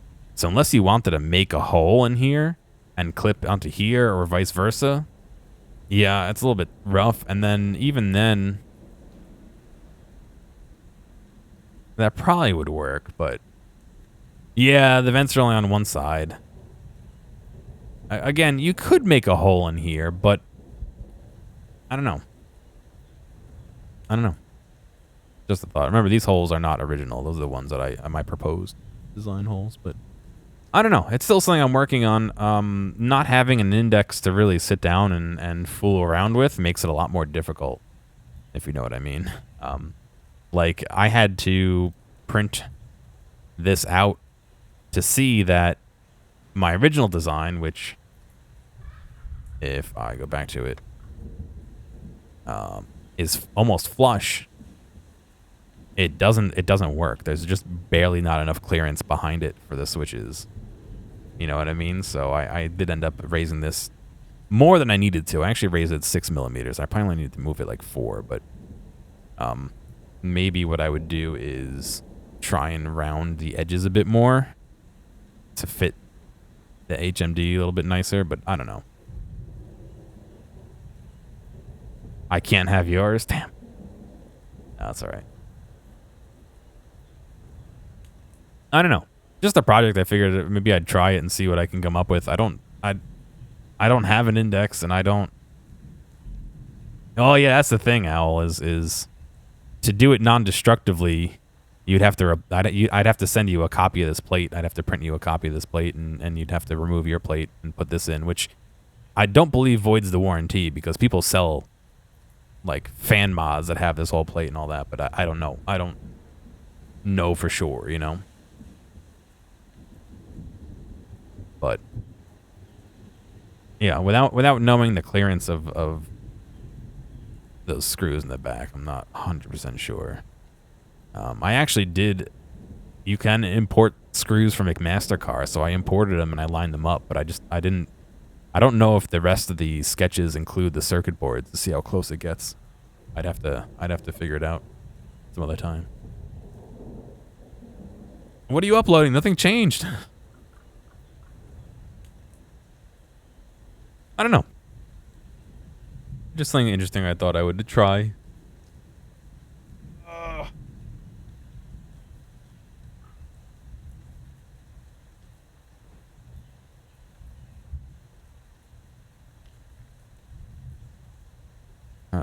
what's going on in Twitterverse while I'm here. Nothing good. All right. Let's do a little bit more here.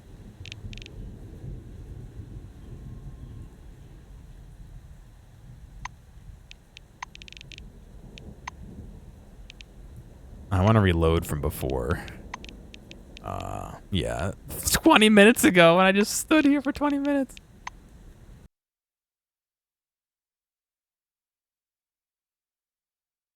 But yes, I originally wanted to do something that didn't require any modifications and just snapped in. A lot of what I read referenced the 4 screw holes where, you know, you would remove the thing as magnetic mounting points. Valve has said simply removing the plate doesn't avoid it directly, but they say you could damage the sensor array calibration with it removed. They were not moving it. That's this plate or the big plate that surrounds it. You know what I mean? Because I thought those sensors were behind the big plate that surrounds it, not under that plate. But I could be wrong.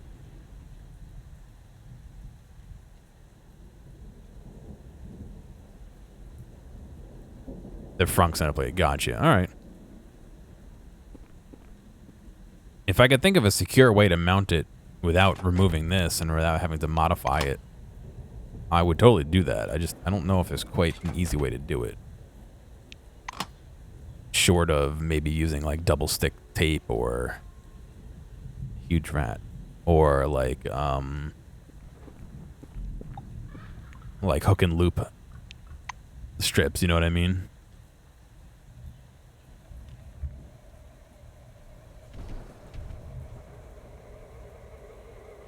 What the fuck?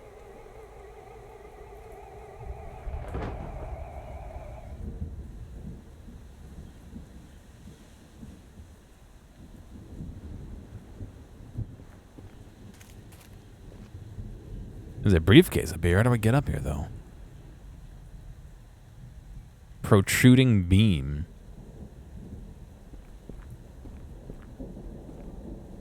You look up at the hanging structure with a rusty girder sticking out of it. I don't have rope. Damn it.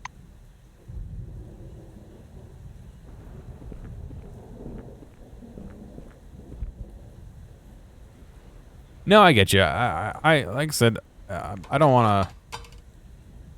Heated beans. Oh. I don't want to make anybody go out of their way to void their warranty and or potentially harm their thing, which is why, like I said, I was so worried about just sending it to someone being like, strap it in without knowing the clearance on the screws.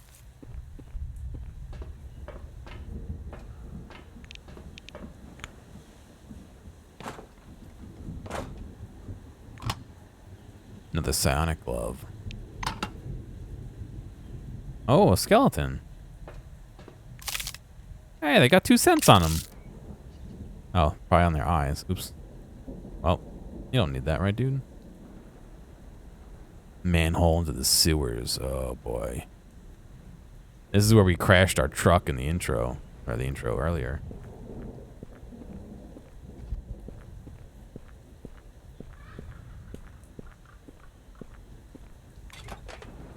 Some noodles.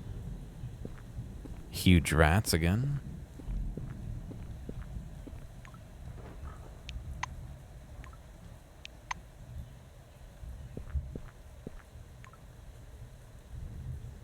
Cops with Guns magazine. Another manhole. Debilitation. Oh god, this strong psychic irradiation. Negative 35 learnability.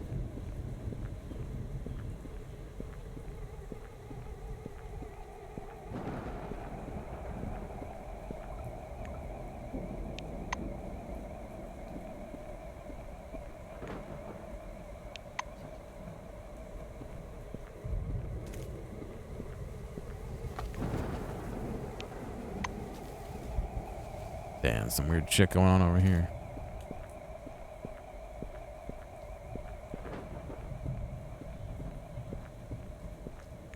Almost got shocked by lightning there. Did you see that?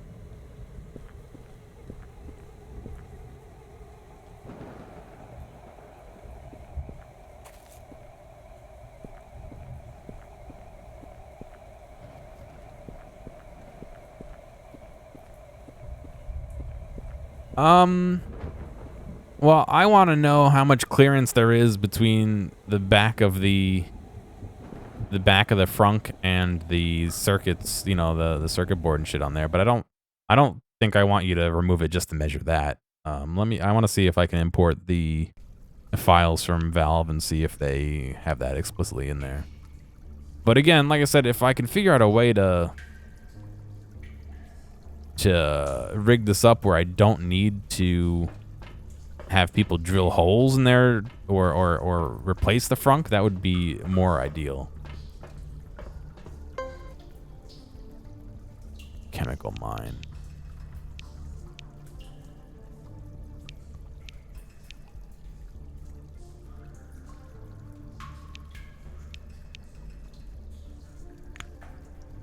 I can't defuse it. I can trap the trap.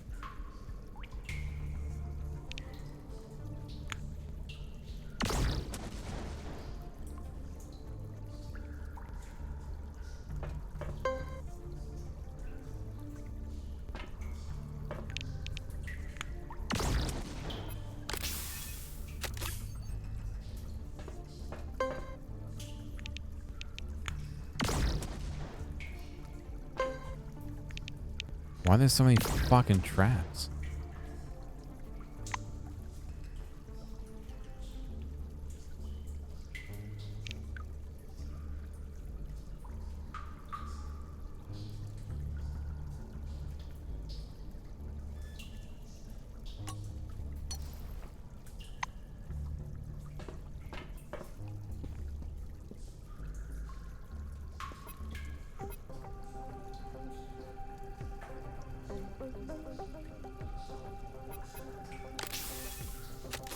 Shit, I need to reload.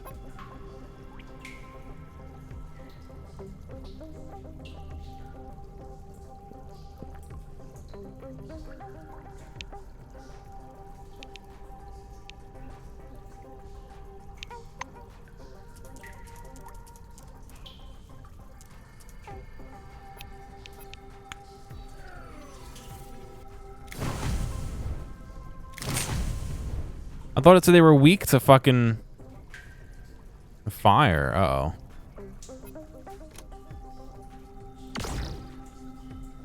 I might be out of my league on this one.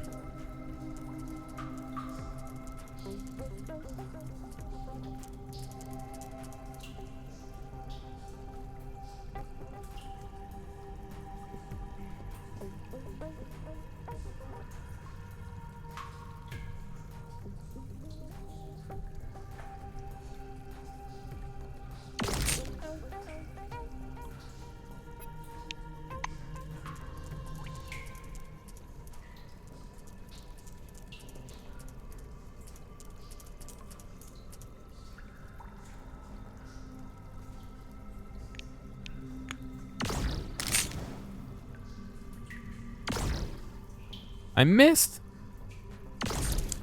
Critical damage.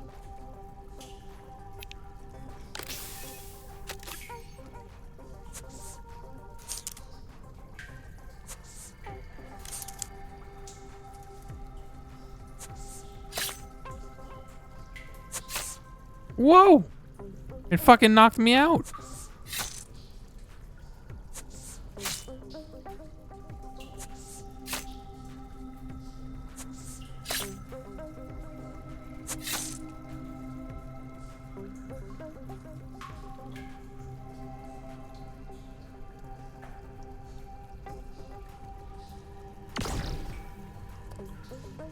For worst fucking mechanic, I have a 59% chance to hit from that close. It's still 59 if I take a step away.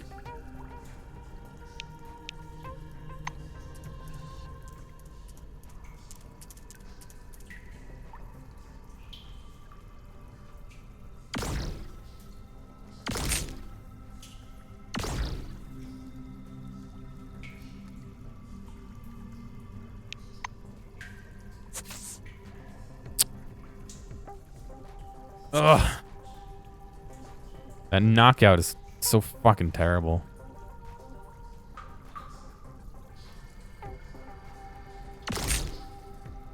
Moves its whiskers.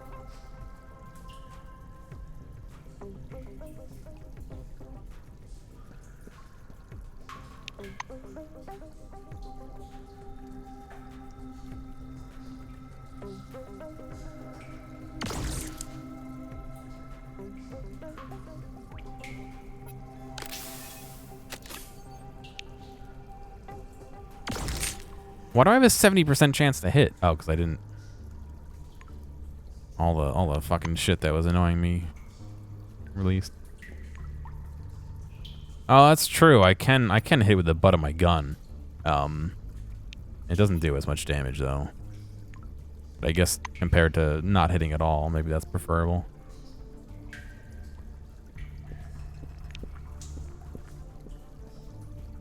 Preferable. Is this a better flamethrower? I think it might be. Yeah, it is a better flamethrower. Isolator engineer gloves. I gotta heal too.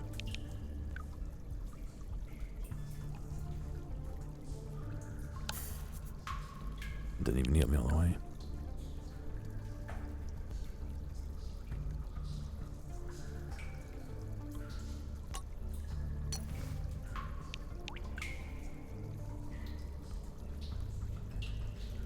Initiative +1, and this is initiative nothing. Contraptions +15, melee weapons +5.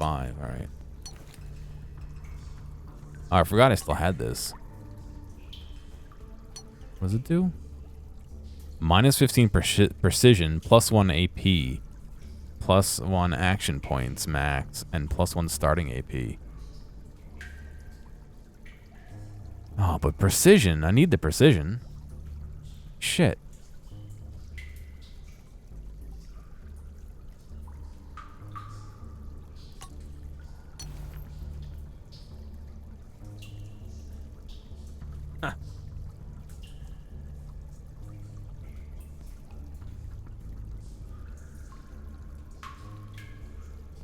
I'm gonna have a 43% chance to hit with 1 extra action point.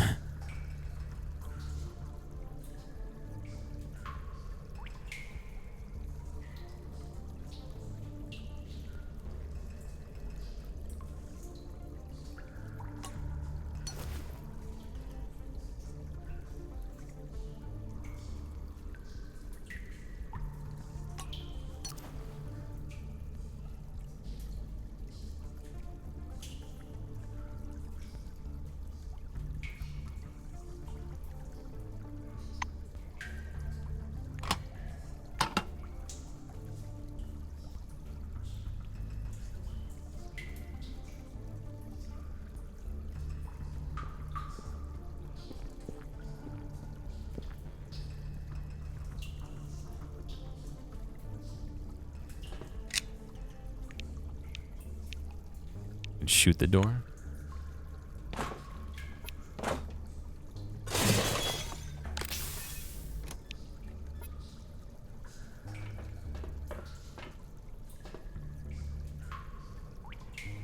I'm supposed to get over there. Can I jump?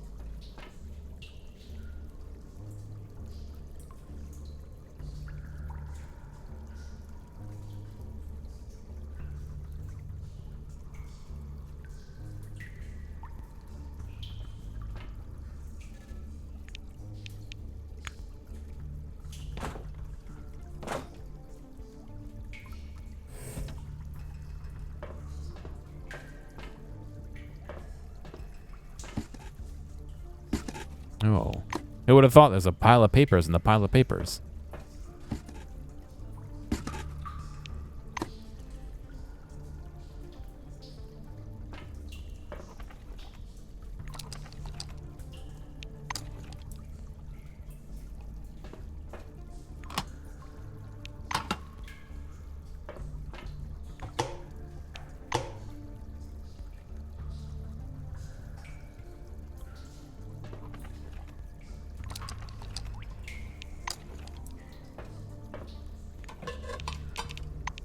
heated ham, heated beans, fried rat tail, fried rat eye, fried roach legs, fried cockroach egg. Oh, I like how it's a roach and then cockroach. Craft me a heated ham and a heated beans. Oh, 2 heated beans.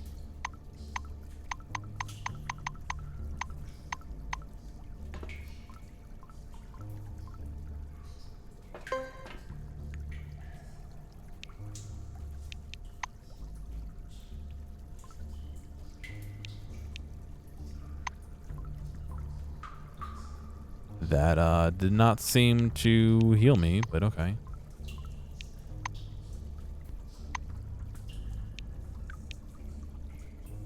$17 skill points and a perk point. Ooh. Ooh.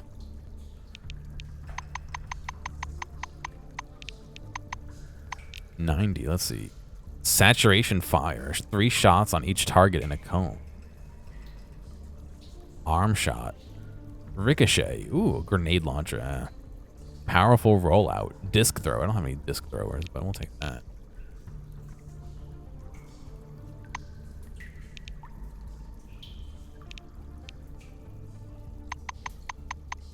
Bounce that medicine up to 30. And we'll start pushing science to 30 as well.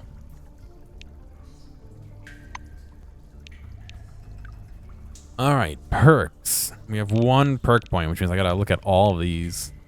Grenade cost. I don't really use grenades. Chef. Experience gain plus 50. Double negative. Discount in stores 20%. Now, evil eye. Target's fortitude and resistance goes down. Expropolator. Pickpocket threshold plus 500. Oh, wow. Field medic. 1 less AP for combat medic hits. Roaring good health plus 50 HP. Yeah. Heavy sleeper. All resistances plus 10 for 24 hours after sleeping. Leg up. Instantly go to the next level. Ballistic retribution. 50% damage for 2 rounds after unjamming a weapon. Weapons I have only jammed once so far. Loner, no. Hypochondriac. Precision plus 20% while at full health. Psychonaut. Plus psyche. Under the influence of psychoactive. Talented instructor. Plus 25 learnability. Use salvage. Remaining methods of brute force give only means muscle memory. Oh, companions learnability. Huh. I'm guessing that's 25 for me and 25 for my team. That might not be a bad one. Level up faster, right? Maximum hit points plus 3 per level. That one was something that I had thought about, but considering it says, and those you already have, I'm not in a rush to take it. Precise shot works without cooldown. That's not bad. Art of War, plus 7 initiative, plus 7 resilience. That's not bad at all. I kind of like that. An extra 7 initiative, go faster. Or go first, I guess. Plus 3 AP maximum, plus 3 action points, plus 3 starting AP. That sounds cool. Plus 70% chance to skip around to the terror that strikes you. That does not... Right, I remember this one. This one sounded cool until you realize that you have a 70% chance to skip around. Fuck that. Plus 20 perception at night. Yeah, close quarters, brace for impact. Opportunist. Avenger, plus AP for 2 rounds if a companion's health reaches 0. No. Second wind. Resets the cooldown of... No. Happy coincidence. Bonus to evasion equals to fortune times 2. No. Subconscious fury. No. Invigorating teleportation. Any teleportation removes 500 fatigue. Prompt. You can go into sprint mode, getting additional action points for movement in battle, but losing the ability to attack. Useful if you need to beat feet.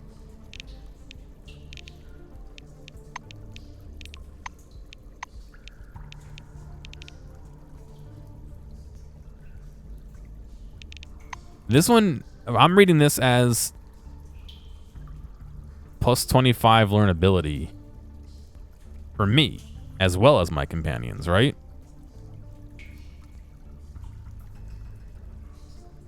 Or no?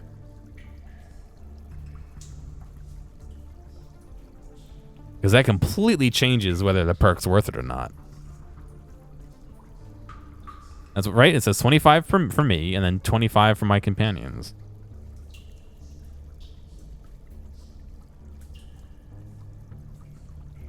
But I don't know if my learnability is what helps other people. Other people learn. No, modifies. All right, I'm gonna take this. An extra 25 learnability, which is an extra 25% basically at this point. I have 100 right now, so at 25% experience, that sounds like a good.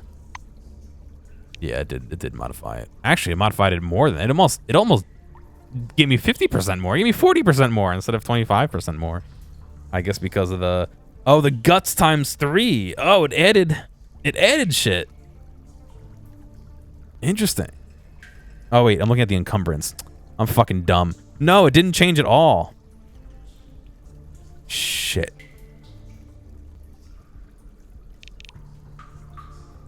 Why did it move from here to here?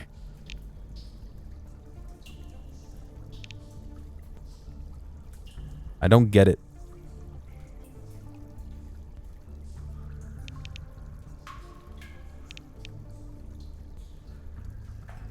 Now I want to know.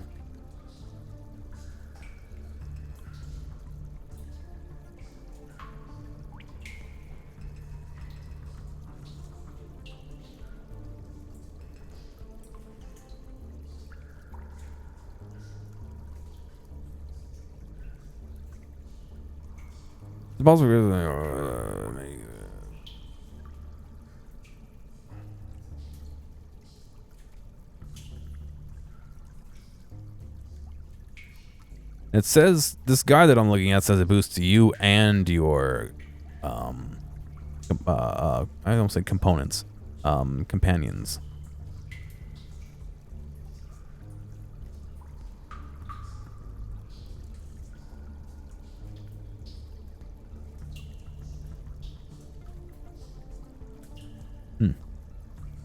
It's possible it's hidden, yeah, definitely. And stats. I can't really see anything else besides that, but yeah, I thought it gave me a ton because these two like moved or I misremembered where it was, but we're almost at level 7 already. I played all of my level 6 character without leveling him up.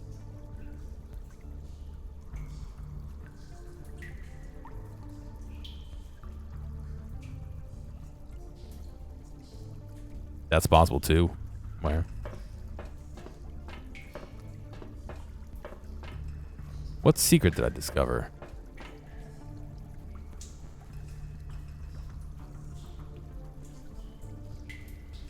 Scratched out on the walls the day the incident. Dashes marking the days. A lot of dashes. Oh, there's a passage there. How would you ever have known that?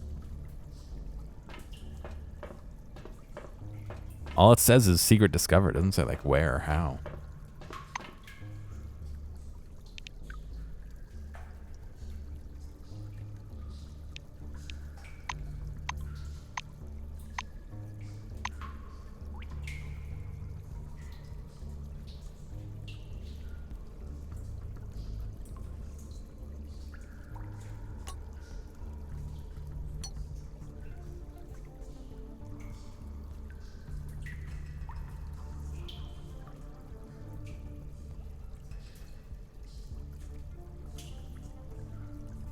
That does a lot more damage than anything else, but I don't think it has much of a range.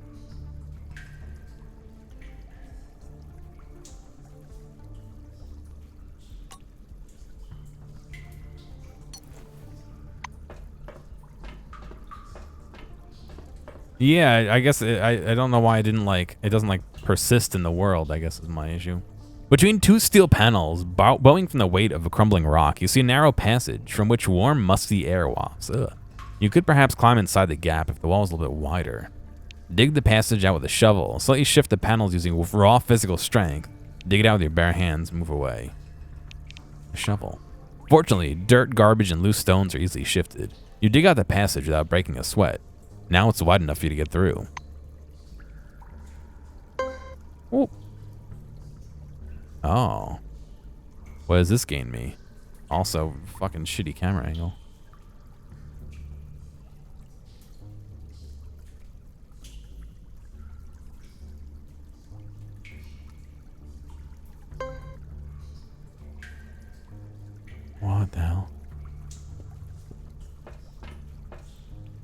Well, I guess that's how you get... Oh, it's empty! Oh, what a tease! Oh my god, after all that, it's empty.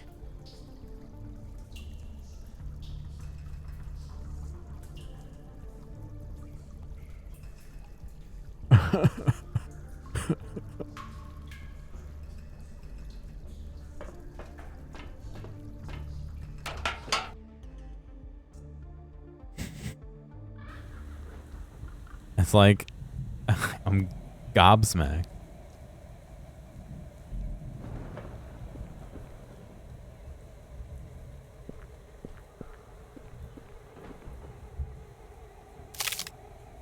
Nothing found.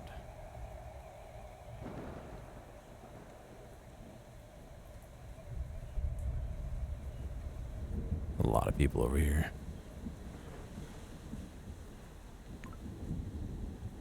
What's this? Lucky cookie. More of a gastronomic talisman than food. I want that ladder. I guess you put it down here to quick. It's a quick move, but I'm gonna have to fight people to do that, I think.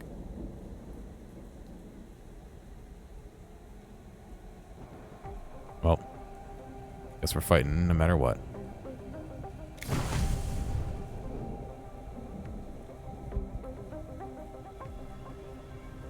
It costs 6 action points to shoot that. Holy cow.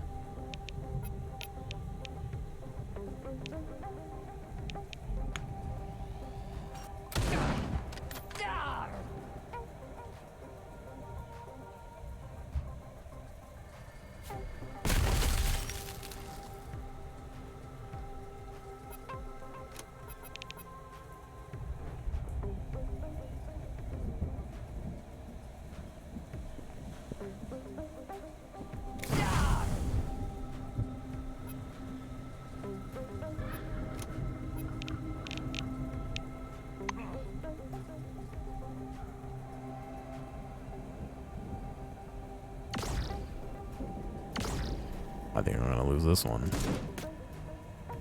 Oh yeah. Oh, well, I can tell you already, I'm getting wrecked.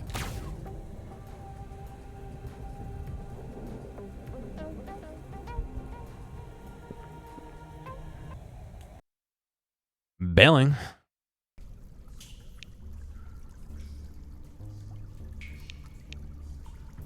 Oh my god. Look how much it just fucking zapped me. It just fucking like zapped me. Holy shit. I almost just died.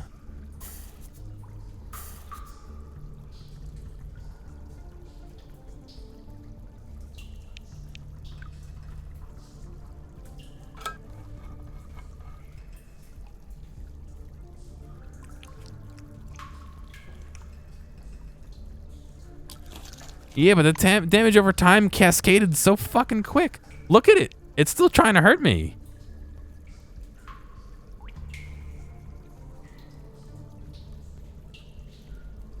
Am I done? If I hadn't have A, bailed then, and B, ate then.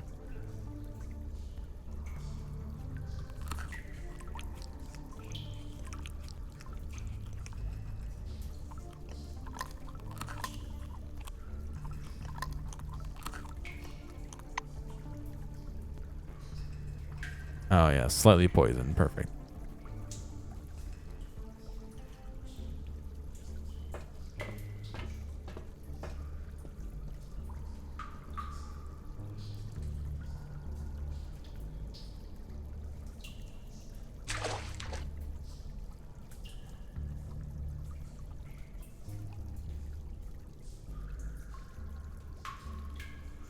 Well, that's clearly not worth it.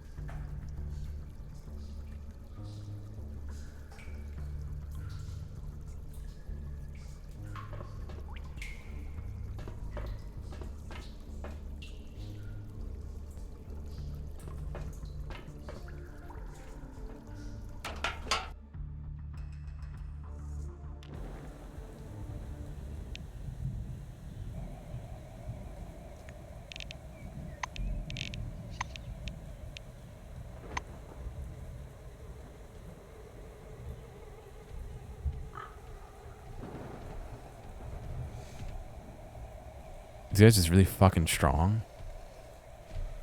I wish I knew before I... Level 8. Yeah, they're all higher level than me. Maybe I'm not supposed to be here.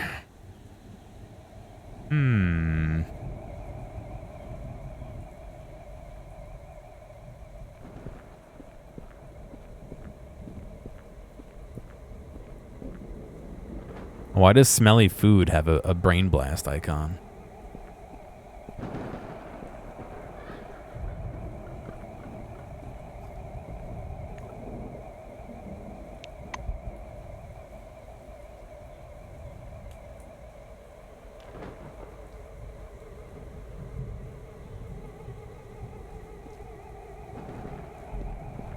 It's that smelly that it gives you brain blast. Oh, look, it's underwater.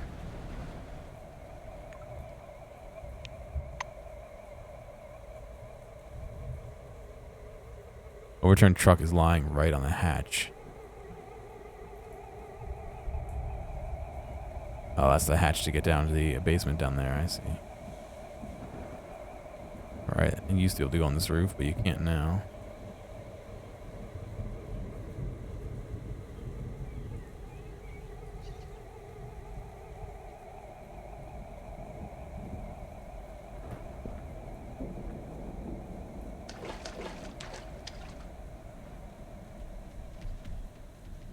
There's nothing worth going down here for, is there?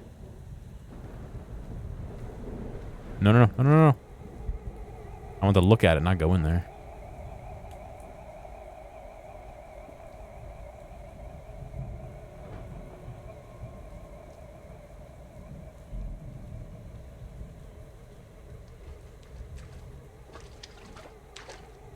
Long unused platform lift. Set the battery.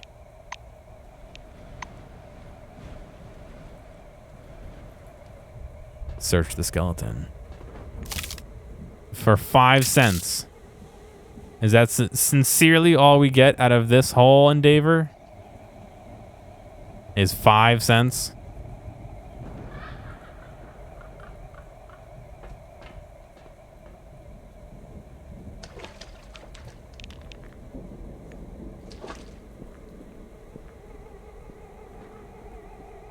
Alright, well, clearly I don't think we're supposed to be here right now, because we keep getting...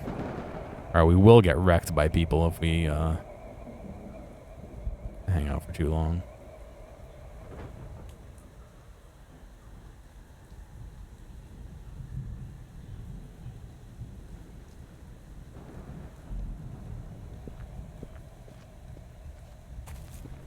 That I put a battery into the flooded out lift? Yeah, I don't see a problem with that, do you? I mean, you know, it's only electricity and water.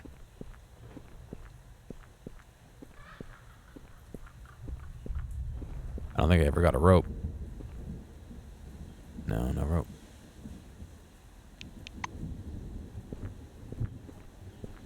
Never know what's in there.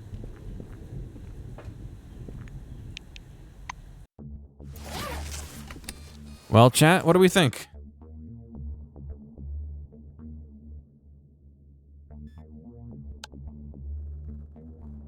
I think the picnic zone is closest.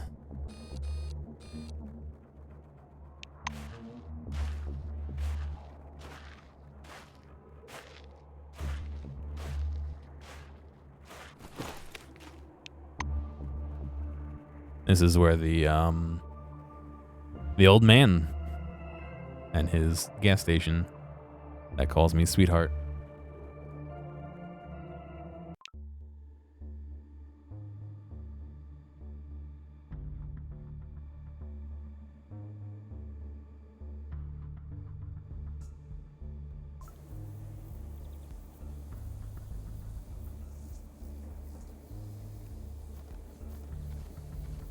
Glad to meet you.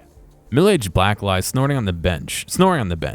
Cap pull over his eyes. Observe him. You stop to take a look at the sleeper. Nothing happens. The black is sleeping peacefully. From time to time, his lips move a bit. He's muttering something. The only thing you can make out is the name Martisha. Move away. See ya. Did he say Slia in his sleep?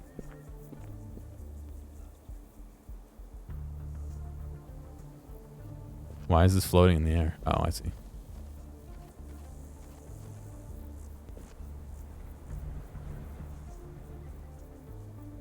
The note.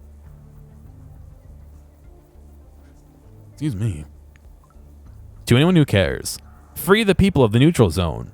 Lawlessness is taking place right outside your doorstep. Criminals rob and kill peaceful merchants, calling into question our very existence. I will not turn a blind eye to what's happening. I'm setting out on the path of war, and I'm asking if anyone wishes to stand by my side. The coordinates are written below. S. In invisible ink. The caravan location is discovered.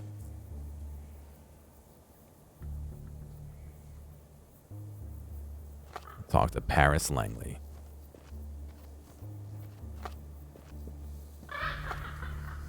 Oh, good day. The woman with the tired, wrinkled, but still beautiful face is Paris Langley. At least, that's what it says on her badge. It says woman with tired, wrinkled, but still beautiful face. Paris lightens up as you approach. You're the one they say wanders the dome. Did you ever go to Magellan? Can you find someone for me? I'm willing to pay. It's not much, but you can never have too many combons, am I right? Ask for details. The black looks faded. Takes a blurry, faded picture out of her pocket and shows it to you.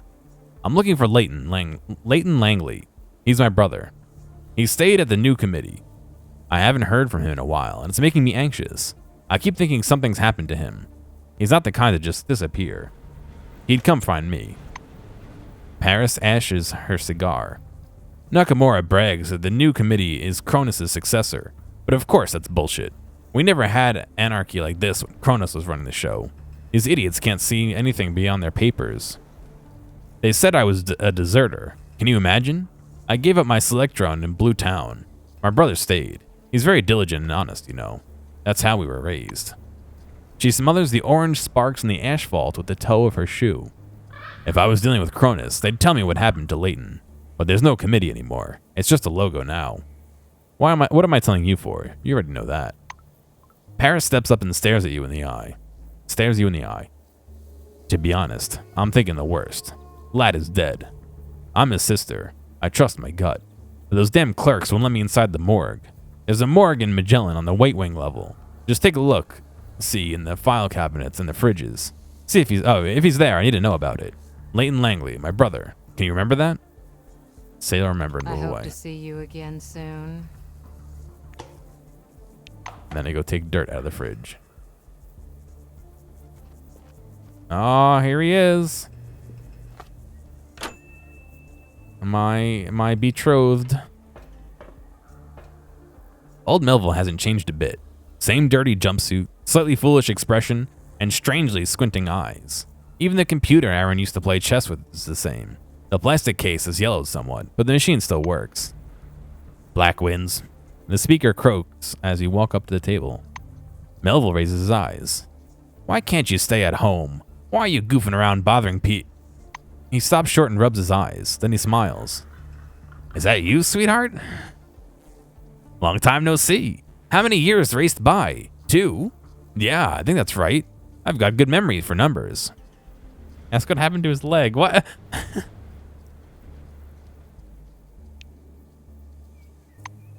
He scratches the back of his head as if considering whether or not to tell you about it. All right, listen. When I'd only just been assigned here, I used to wander into the marsh. Supplies were short then, and there was a lot of stuff in the marshes left over from expeditions. I figured I might find something useful out there. I was walking there one day, and I saw a cave, so I went in. Old fool that I am. Inside was a generator and some other equipment, and a staircase leading down. Clearly an abandoned excavation site or something. Thought I got lucky, and decided I wouldn't go back empty-handed. As I was heading downstairs, I heard a crash. I turned around and saw a huge rock climb right from beneath the ground. Except it wasn't no rock, but old AI, as I live and breathe. Melville's eyes sparkle meaningfully. He pauses, waiting for your reaction. Gasp. Ah, damn. Don't you know? It was one of those spooky crabs. I used to see it in the marsh all the time. It's called Old Al. One day I stumbled across his nest. The darn thing bit my leg off. I don't know how, but I managed to crawl to some hole where it couldn't reach me. Called my granddaughter on the walkie-talkie. Luckily, Al's scorching pincer seared off the wound. Otherwise, I would have bled to death right there. That Audrey is one clever cookie, unlike myself. She rushed to the scene, snuck her way over to me, and dragged me out of there. Boy, I never got a scolding like she laid into me that day, hee hee. The old man smiled, stroking his beard. I miss my leg, sure. It was one of my top 2 favorites. I'd give it an honorable burial if I could find it. But don't blame old Al. But I don't blame old Al. In his place, I would have done the same thing. Offer to get his leg back. Really? You're not joking. If you bring it back to me, I'd be mighty grateful. Give leg back. I don't have it on me. Ask how life is going. The old man waves vaguely. Life. Life, you say. Nothing but fuss and bother. Merchants, travelers, everybody needs something. Buy this, sell that. I can tell you one thing for sure. Never before have I had this many customers as now. They all began to flood in after the incident. One day it's the phalanx, then the people from the committee stopping by. Melville strokes his beard and grins. Tell him the gas station now reminds you of a settlement. Aaron nods. Right you are. I've even thought about building a second floor and renting out rooms with windows looking north on the swamp. Rooms with a view, so to speak. Tell him he wants something to eat and drink. The old man leans on the counter. Suit yourself, sweetheart. My granddaughter does the cooking now, so the grub's quite edible. We've got booze, too. Can I meet the granddaughter? Audrey, my sweet pie. Quite the girl, that one is. She holds everything in her hand. The old geezer smiles with satisfaction. He suddenly remembers. So, you want to buy something or not? Yeah, let's take a look. Oh, yes, I will take the wrench to eat, please. Eggs. They're 120 each? Oh, there's 10 grenades. Very good.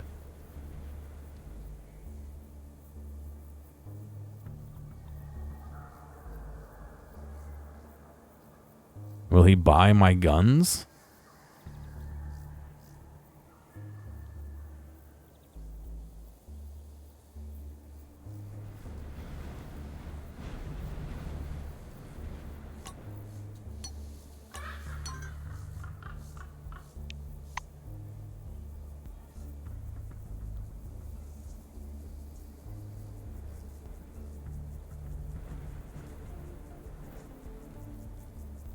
Gonna buy some meth, dude?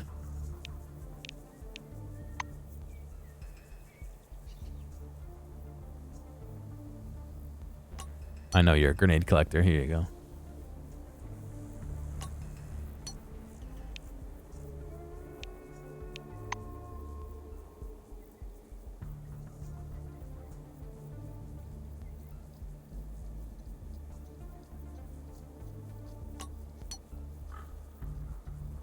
What I have 6 wrenches for. I mean, there's $40 on them. Oh, God. So we're going to have to buy stuff anyway.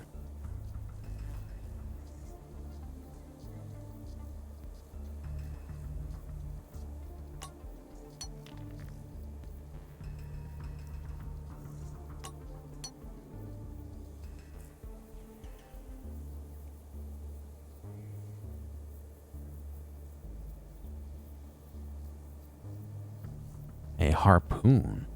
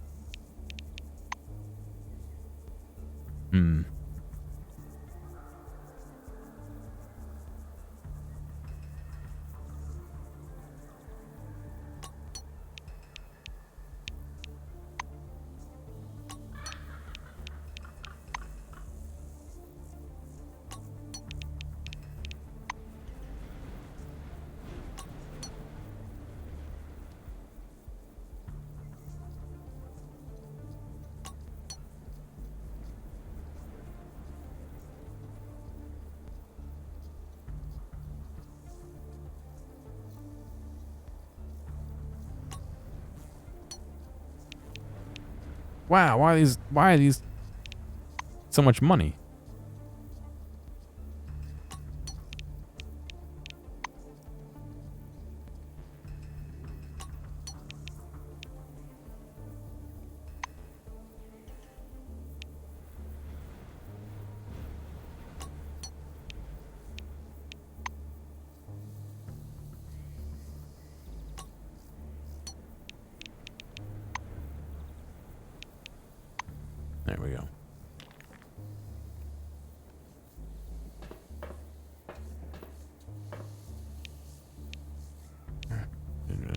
Found his missing shift relief. The old man grunts in surprise. Huh, you've got some memory there, kid. Slightly upset, he scratches his wrinkled forehead. Yeah, we did find him. In the basement under the gas station. But he was, well, too late. Necroid. Buried him like that. Alright, bye. Alright, still lets me in. Can I steal all the junk? Yep. Let me use your stove there, old man. I cook all the eggs I bought from you.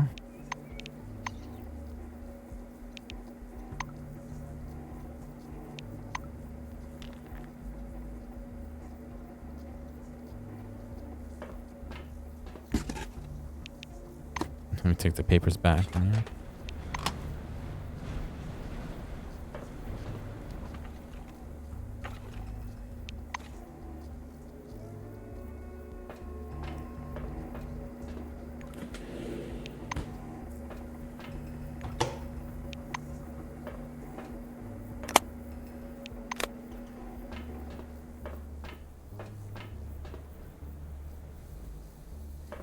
Well, nothing really crazy going on here, huh?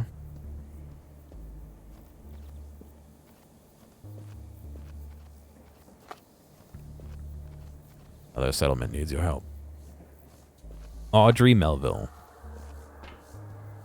A girl in blue wing uniform is standing on the gas station's porch, leaning on a handrail, cradling a metal mug of some hot drink. She waves to you. Hey, can I help you? I haven't seen you here before. Can I help you? The blue readily offers her hand. By the way, I'm Audrey Melville, and this is the Picnic Neutral Zone. We don't get involved in politics, we don't participate in conflicts, and we welcome any who respect our rules. Ask what are the rules. Audrey seems puzzled by this question. This is the Neutral Zone. We don't participate in political games, and we don't approve of violence and banditry. If someone asks us for asylum, we'll protect them as long as they're in our territory. We also forbid gambling and prostitution. It's a tax-free zone for all trade operations, and all donations for the zone's general needs are voluntary. There are no other rules. The girl wraps her hands around the mug again and glances over at you. Who are you to old Melville? She grins. His granddaughter. Although sometimes I seem to be a sitter, a nanny, and an accountant. And a builder, and a cook, and just about anything, really. Audrey gestures broadly around the gas station. I spend my days here, fixing stuff up, selling CPS, gas, batteries. I also cook for everyone. And you know, we get quite a crowd around here sometimes. Everyone gets everything they need. So what do you need? What are you doing here? Audrey gestures broadly around the gas station. I spend my days here, fixing stuff up, selling CPS, gas, batteries. I also cook for everyone. And you know, we get quite a crowd around here sometimes. Everyone gets everything they need. So what do you need? I believe I have some of your eggs in my pocket. Is there a way I can help out around Picnic? Audrey wrinkles her forehead. Yes, there is something. There's a problem with cockroaches in the nearby swamp. Specifically, that there's too many of them. Can you deal with that? I'll show you the coordinates. She pulls out her kairos. Why do they bother you? The blue doesn't respond right away. It's about the building they adopted. We can set up an outpost there if Maelstrom gets completely out of control. It doesn't threaten the gas station, since the apple tree protects us. But if crowds of madmen start showing up, we won't be able to hold the picnic. Then the fortress in the swamp will be our only hope of salvation. Sure. Audrey puts the mug on the table. Then go. Picnic will be grateful to you. I want to trade. Melville leaves the mug and takes out a key. Let me open the workshop and I'll show you what I've got. Browse the old wares here. A harpoon, pipe wrench, hacking software, automated mine clearance kit. Oh. I sold all my shit to Grandpa. Oh, a simple mine clearance kit. Maybe that would have been better. An auto hacker. Nice. Nice. A jetpack. Jetpack jump ability required for use. A small batch device for special units. Its production began before the incident and is still alive. The jetpack uses a combination of energy of highly compressed gaseous fuel, allows the operator to fly short distances, made by hand from pre-made sets of parts and therefore famous for its high quality. Ah, yes, I would like to buy your money, ma'am. A Hollow 5. Oh, a throwing weapon. Is it a throwing weapon or is it a weapon mod? Oh, no, the weapon range is the range I could throw it. I see.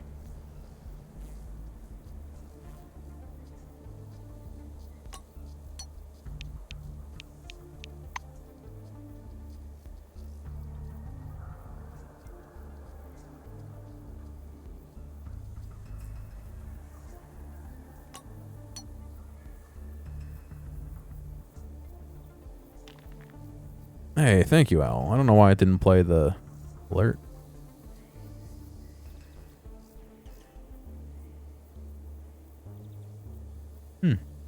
Interesting.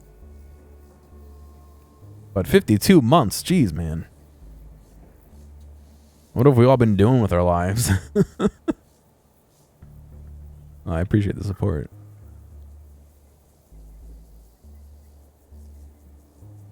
I was just thinking the other day that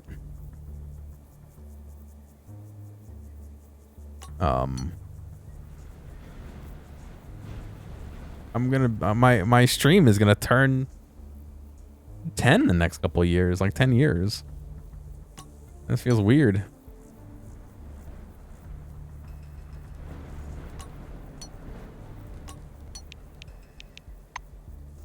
You know what I mean? Like, I'm old.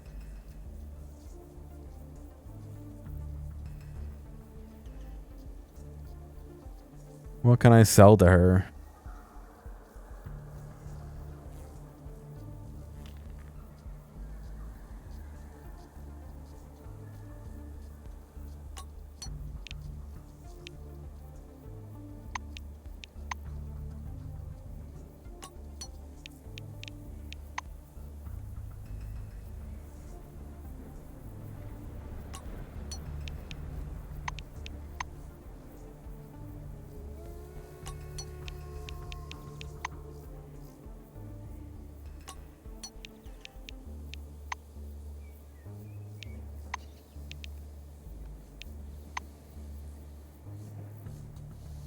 Audrey puts down the cup. You seem to like it here. By the way, merchants often come through. You can sometimes get cheap stuff from them. Well, or from me. I also trade. Friday, June 23rd, 2017. Was that the first sub? Did it tell you that?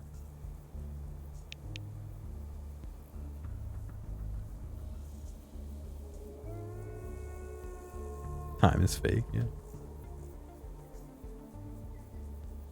Let's see.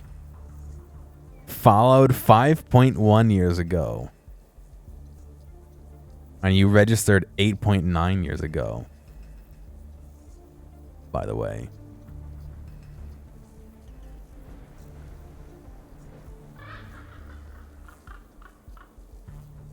August 2nd, 2016 was when you followed me. And you created your account December 1st, 2011.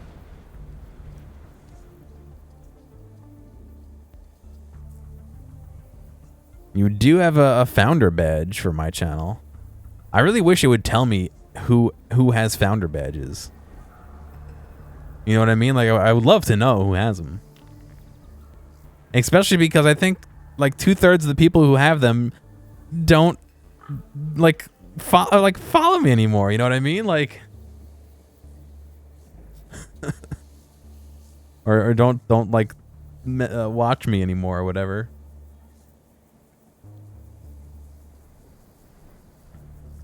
Who controls this place? What do you mean, who? I'm responsible for all of this. She doesn't immediately understand your question. Audrey proudly crosses her arms. Or do you mean those freeloaders pretending to be the local authorities? If you do, then first, we're on our own here. And second, nobody really knows us around here much because of the anomaly. I think you have one. I think Sarah has one. I think H-Man has one. I'm not sure. I think BK has one.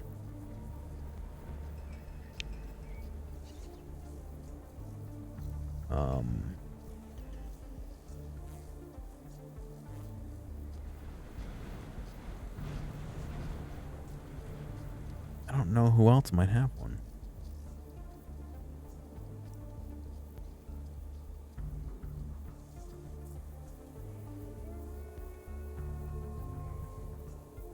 No, H-Man does not have one.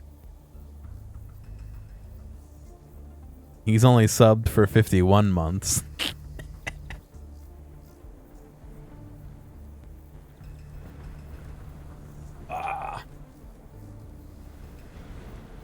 Ask if there's anything interesting nearby. She points somewhere on the other side of the wall. Well, there's the swamp. Why, what'd you expect? That's about all we got here in the way of sights.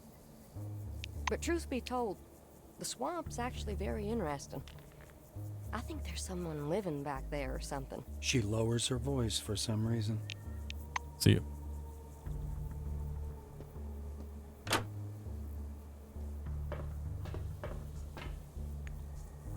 Oh, finally, a personal box. This is the first one I've seen so far. I can store shit in here and it won't go away. Which is good because I'm almost encumbered.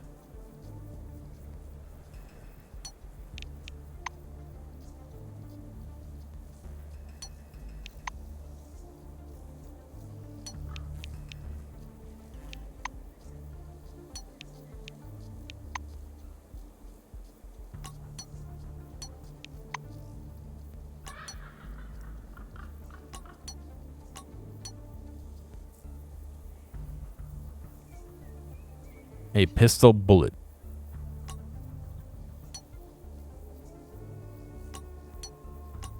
The 20 jars of dirt.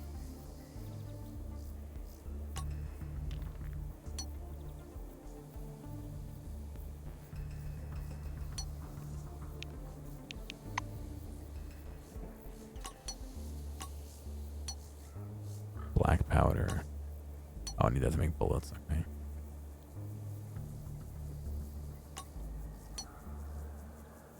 Maybe before I do that, I should try and craft some things. What's going on, Dr. Nick? How you doing, man?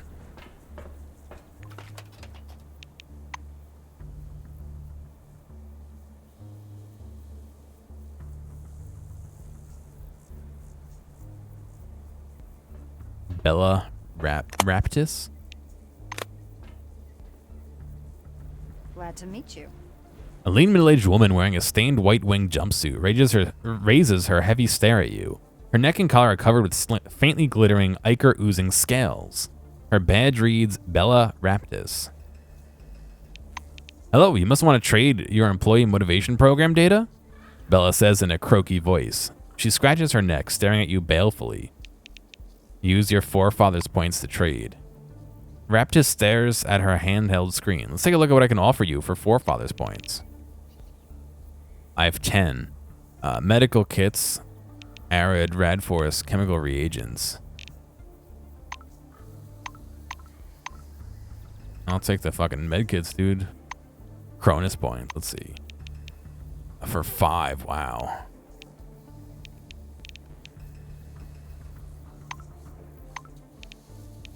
See ya. Oh, she's at the I wanted to go craft there, but she's at the search dusty junk.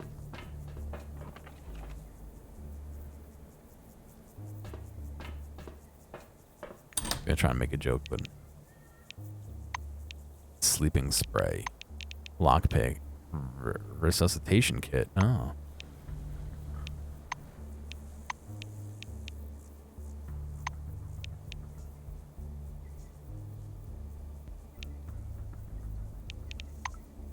An auto hacker.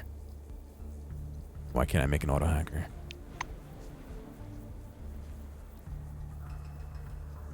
Oh, craft one. Nice. I can turn scissors into lockpicks? Okay. I don't have any companions to really resuscitate, but good to know I can if need be.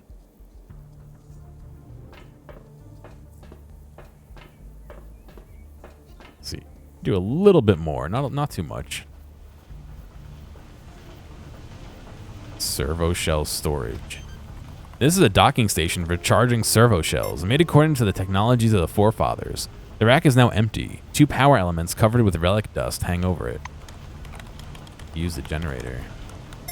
The engine rumbles softly and rhythmically. The generator is active. All right, move away from it.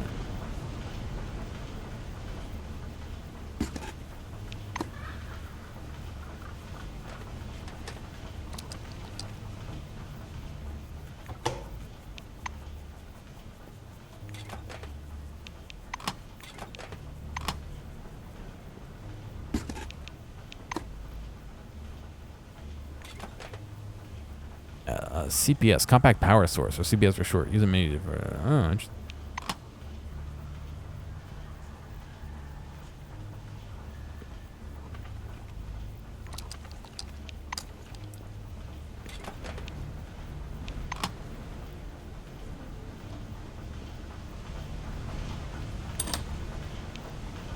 Glad I can do this through the wall.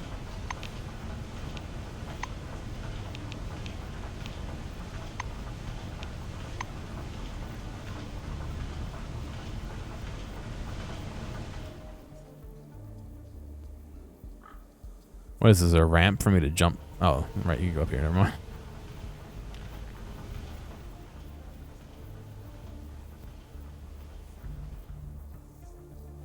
Oh, there's a ladder up there. Oh, interesting. Alright. There should be like a deposit junk.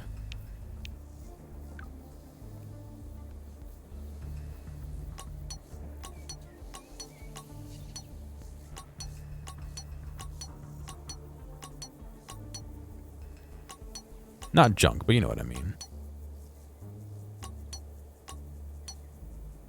That's 2/3 of that. I guess I'm missing the other third.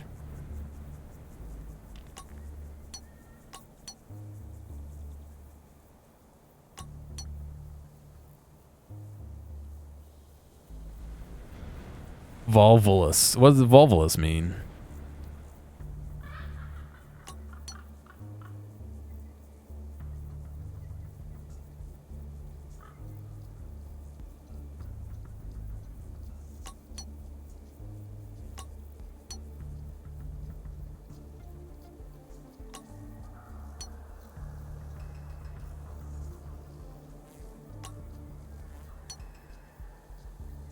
Those don't weigh anything, so I'll hang on to it.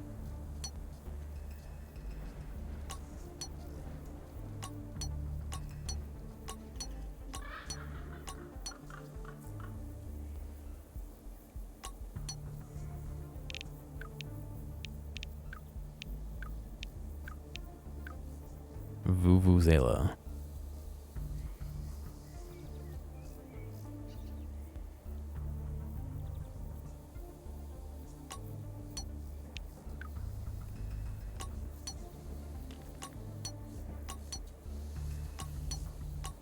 But I have so many hammers. Oh my god.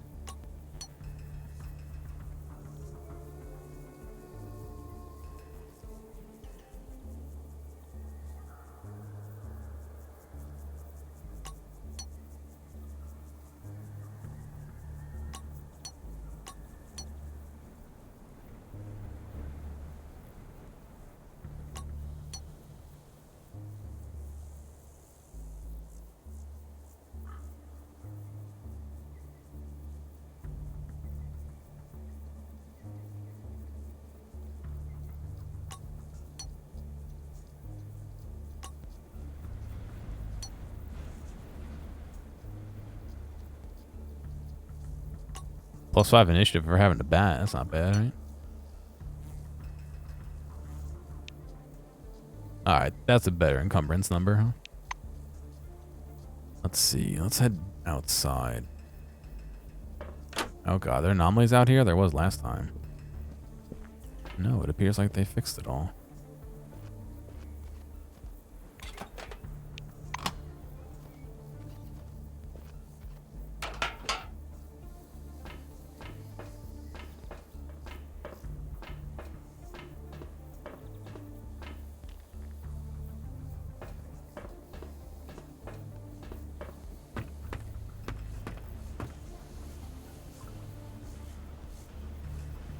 Is that all it does? Okay, I thought it would help me with over here. I don't have a rope, so I don't think it's gonna let me climb that.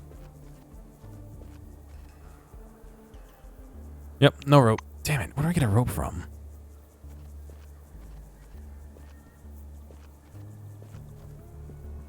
Galina Baskanova. Hiya. A broad-shouldered, dwarfish woman carefully studying a semi-transparent plastic flask. Her faded old badge reads Galina Baskanova, engineer. She blows a forelock off her face and slaps your hand with her dirty palm. What are you prowling around for, huh? Did you just come here to bother me? I have business and I don't need any small talk. Inquire about the thing in her hand. Instead of answering, the blue boldly pushes the flask in your face. Smell it. Doesn't stink, right? It's a filter, darling. Why does everything need to be explained to you? I need it for some business of mine. Thing is, we had fresh water here, but it's long gone. Now this gizmo only pumps fresh water, though the water's bad, poisoned, undrinkable. I thought it was the filter, but nope. Found a new one. Can you imagine? I installed it, and right away it got gummed up with some nasty goo. Like snot. Ew. Galena frowns and squeamishly shakes her head. In the same bold way, she grabs your shoulders and turns you towards the gas station. Look, the well's over there, but it's a bit buried. You'll need a shovel to dig it out. If you go a little further beyond the gas station, you'll see a sewer entrance. I've looked over the schematics. The sewer and the pump all here seem to be connected to the well, but I'm not sure. I mean, we're all fighting for a common cause, so don't you try and weasel out of this. Go find out what's wrong with the water. I'm gonna clear out this pump. It's full of goo. So what do you say, huh? The woman blows the hair off her face again, rests her hands on her hips, and awaits your answer. Sure, I'll look at it. Ready. Look at you, all business. What's the holdup? Go already. The problem won't solve itself, the blue says vehemently. The old pile of stone trick here. Vague noises and growling. An echoed grunt. Is someone trying to take a shit in the well?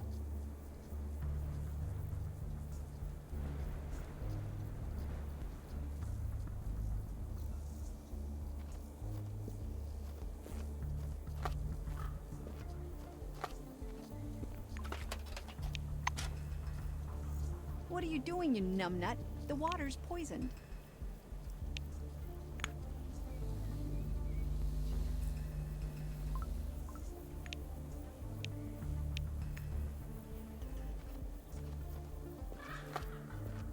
She wanted me to what? Go in the basement? I forget already.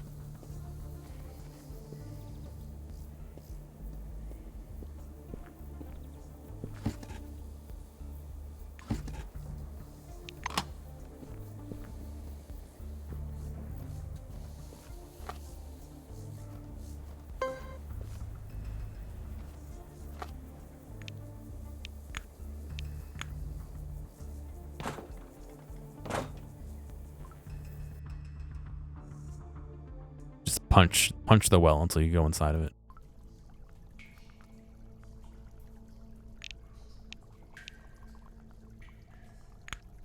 Level 20.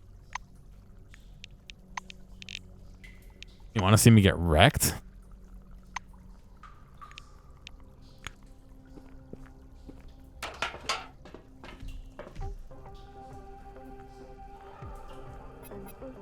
Wrecked him. I barely knew him. 100% chance to hit.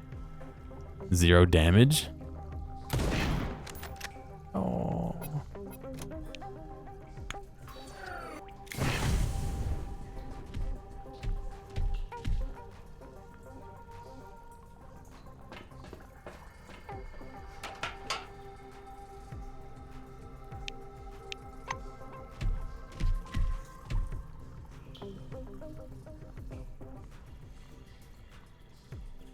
Can I not hit it from up here?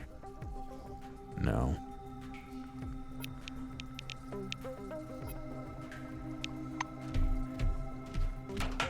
Oh yeah, I can come up to get me.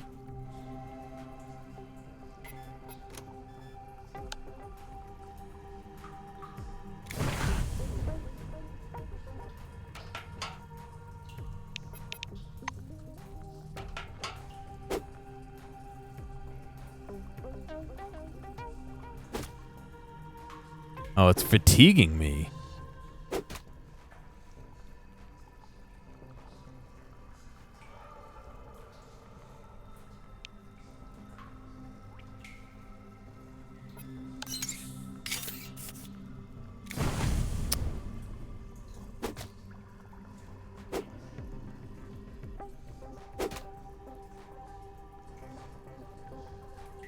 It missed with a 95% chance to hit?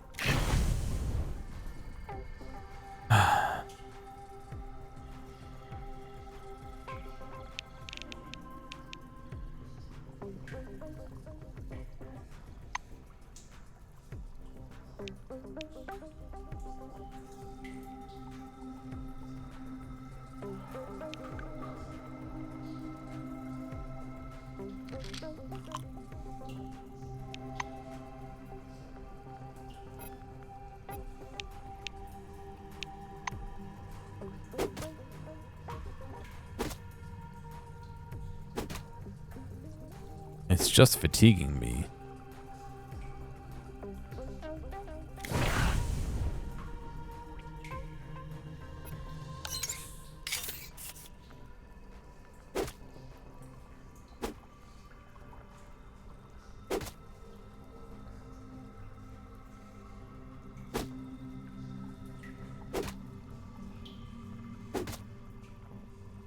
Just, I say, as it saps my remaining. Enraged.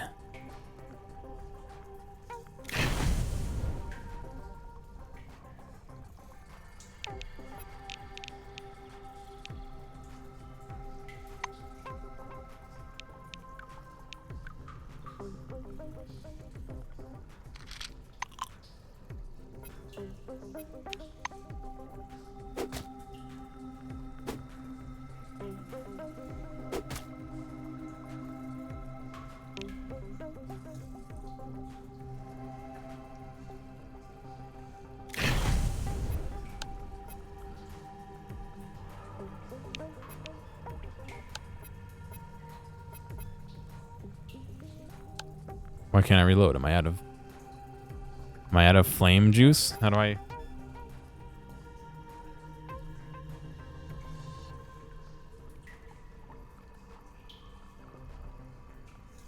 Am I out of fuel? Yeah, I'm out of fuel. Shit.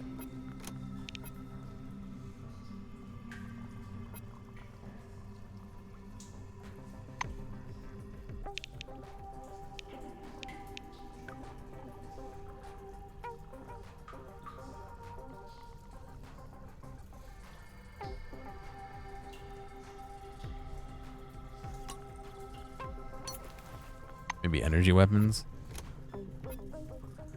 No, not really.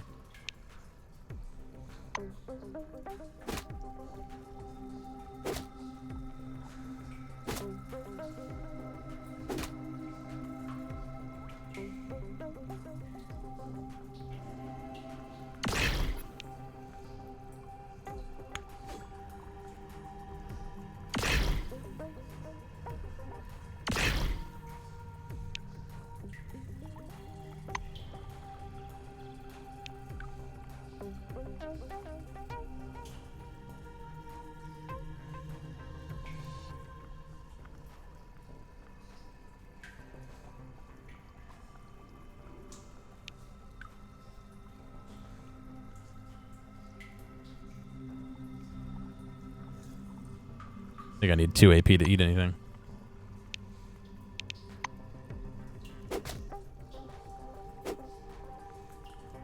I thought this was gonna be like I'd be dead instantly, but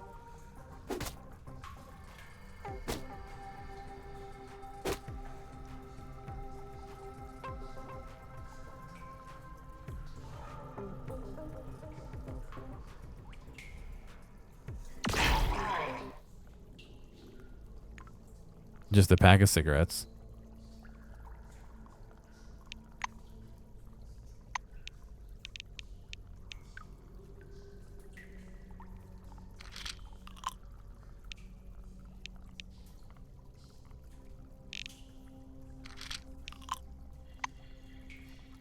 Who gets tired first? Well, I mean, I was doing damage to him, but he was doing fatigue to me, so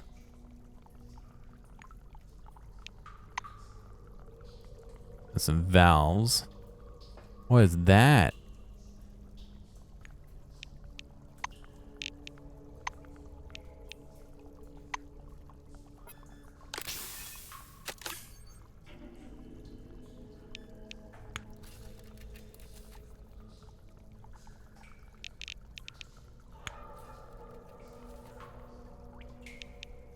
not scan it? Yes, again.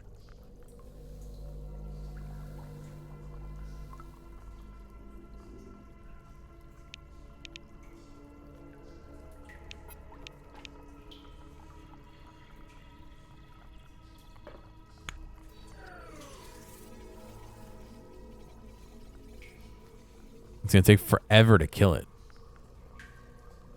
Like, literally, look how much damage it does. It's almost nothing to them.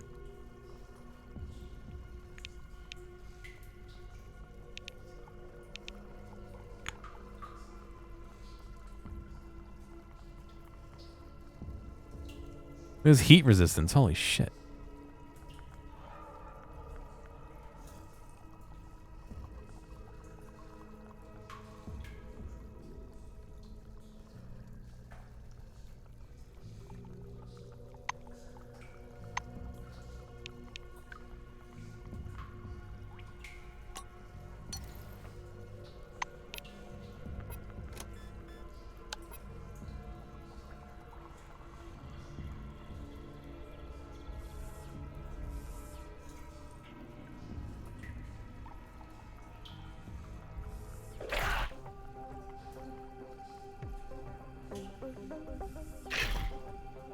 The old husky sigh.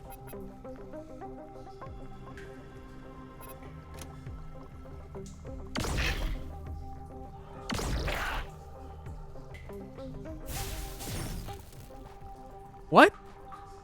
We swapped places, and I'm on fire.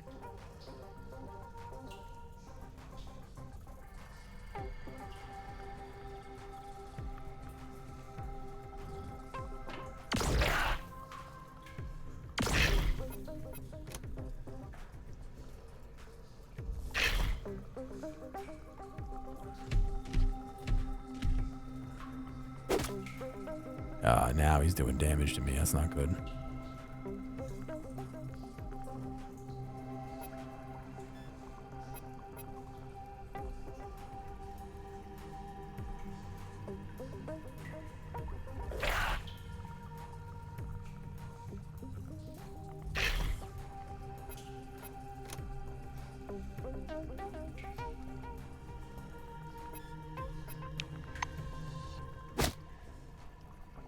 Oh, I'm dead. Yep. Your earthly path has come to an end. I mean, not surprising. I thought that was what was going to happen with the last guy. That guy just dealt fatigue. This guy actually does damage, so.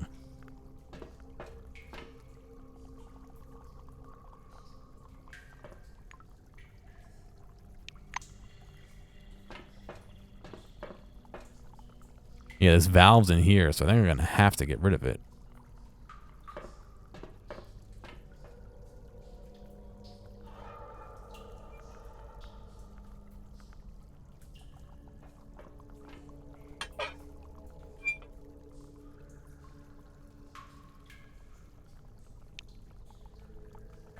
Maybe I could stealth. Stealth mode. H key allows you to steal and move without being detected by your opponents. While in stealth mode, watch the detection indicator displayed above the character. Once the indicator is full, you'll be detected. Go into stealth mode if no one can see you. Press caps lock to display visibility areas.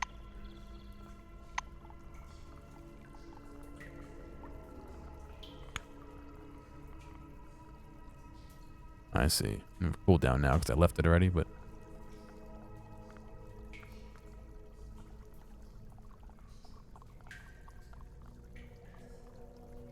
Maybe I can stealth in and turn on those valves and stealth out. I have no idea.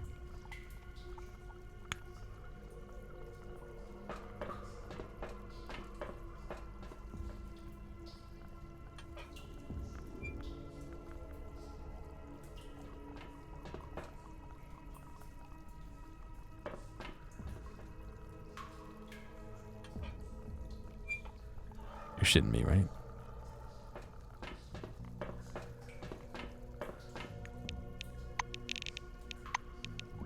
Oops.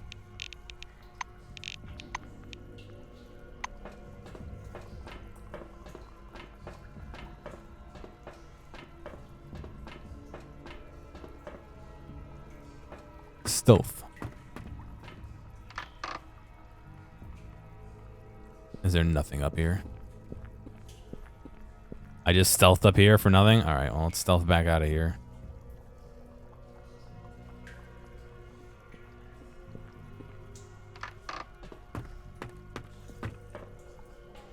I didn't think it was going to be that easy.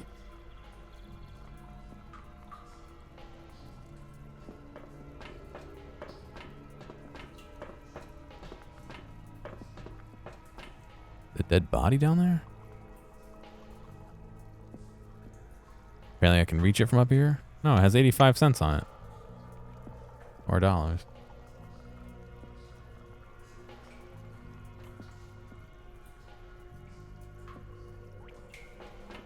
I mean, yeah, I understand that they're not supposed to get aggro with you while you're sneaking, but usually you have to have, like, not line of sight and not 4 feet away from them, but I guess he was eating some sort of rat or other object. I don't know. I could have tried to pickpocket it, but I don't know if it really has any pockets or anything to put in them.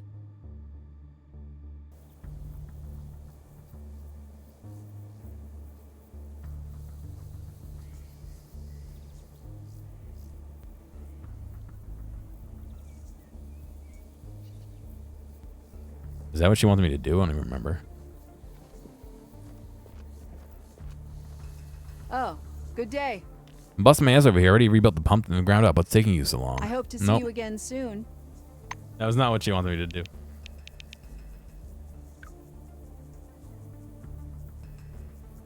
The poisoned well.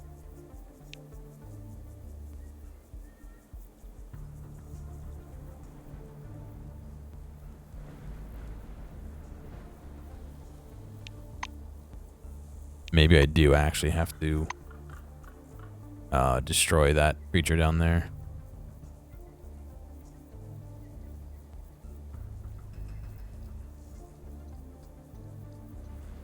She's encumbered because I traded with her.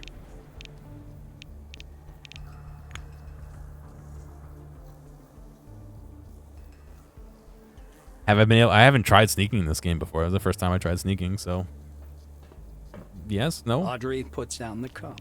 Melville leaves.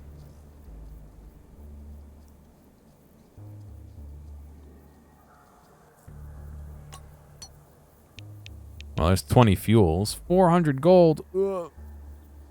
Gold. 400 dollary dues.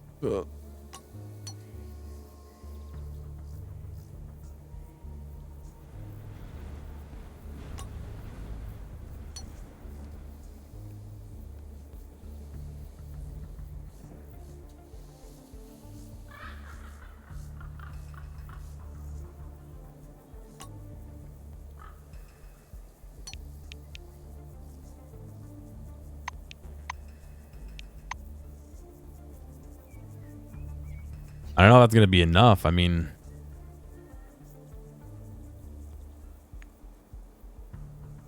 let's give it a shot, I suppose.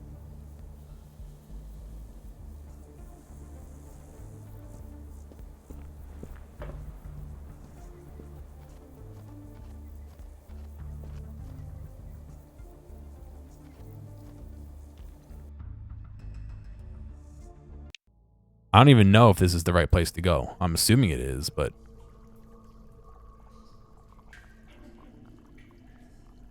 who even frickin' knows, you know?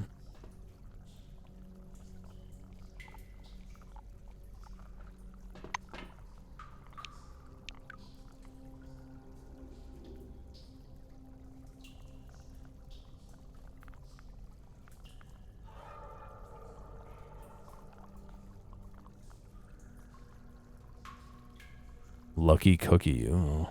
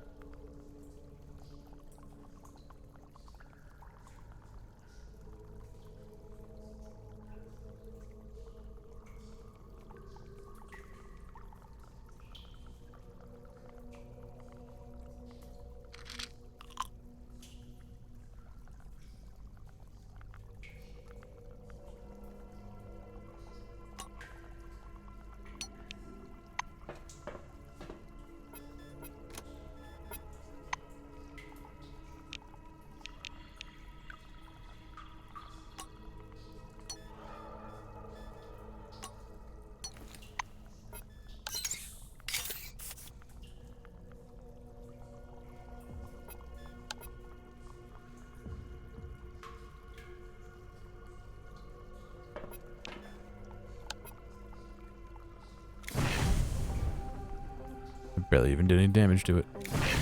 Oh, it did some.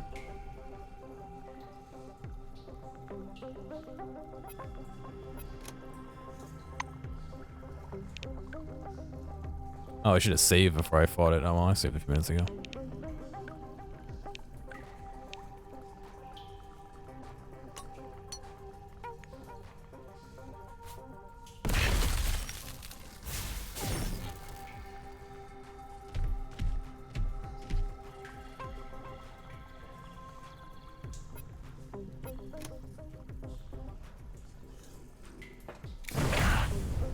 Oh, yeah.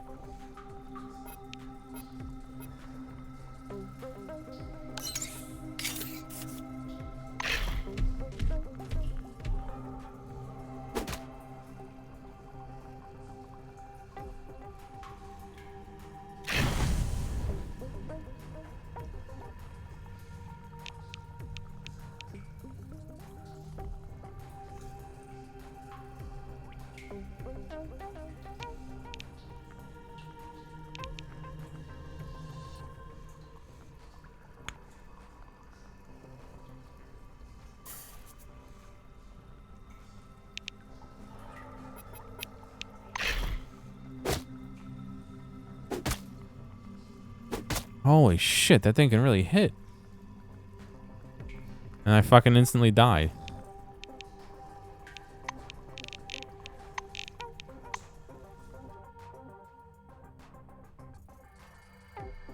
That thing hits just too hard. Holy cow, I might have to come back to this.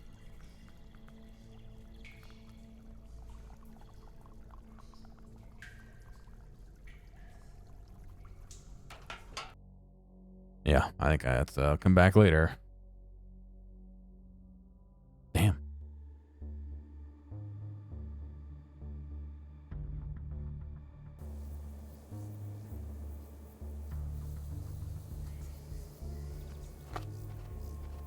Who would have think?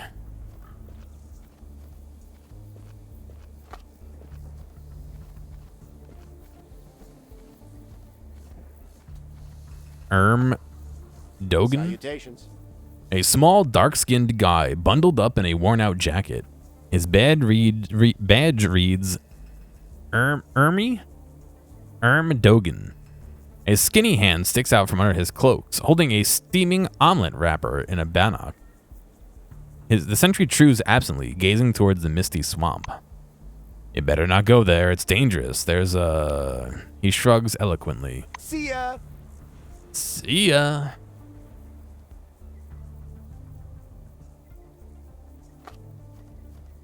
What could possibly be down here? A secret stash under the stones.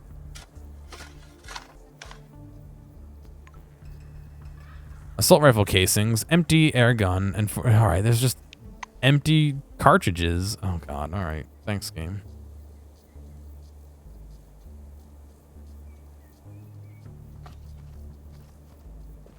Really puts life in perspective for you, doesn't it? Bill Zacks, Dave Johnson, and Philip von Neumann. Neumann? Glad to meet you. This nondescript man looks around nervously. Talk to Philip. Have a good one. Dave Johnson. Salutations. A potato-nosed fellow is hanging around kicking pebbles. You should talk to Philip. I'm only a guard. Why am I wielding a shovel? Hi there. You see a seriously looking man. A seriously looking man of shallow complexion. Hello, Philip von Neumann, head of von Neumann Tools. I sell, well, tools, naturally. You interested? Have a sure. good one. Yeah, it looks like tools.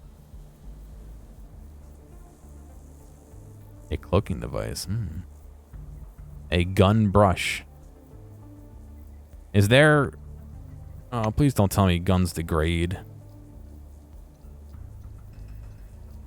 Red mod, jamming chance, magazine size reload. I don't see anything about weapon upkeep or...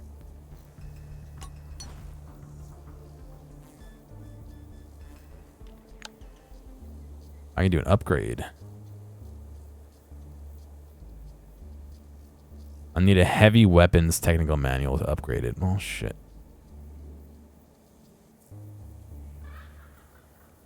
I could probably upgrade this, actually. I have to go get parts out of the fucking thing, but... Glad to meet you. Bye-bye.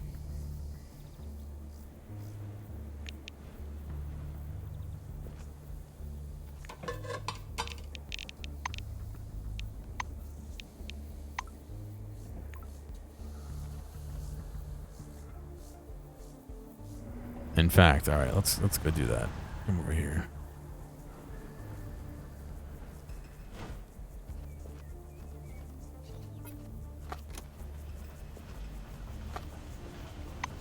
I didn't know we could just upgrade weapons like that. I would have done that a long time ago had I known.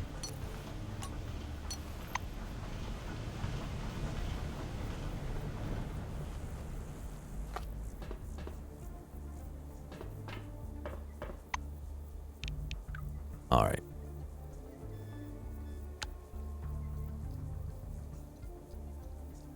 I need 1 electrical equipment and 2 plastics.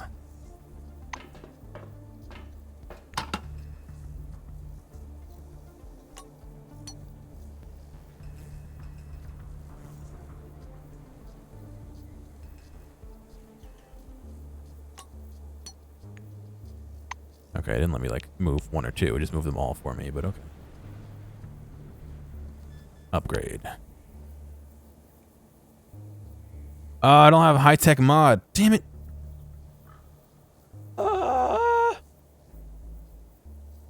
I had enough to do that.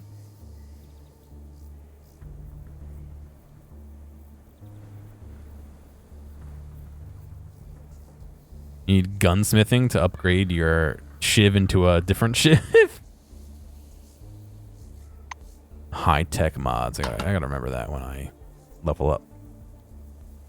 High-tech mods. Which hopefully should be soon.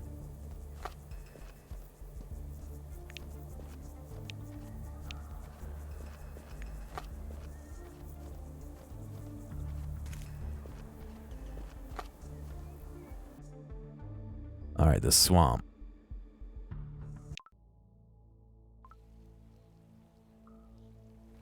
Anomalous swamp.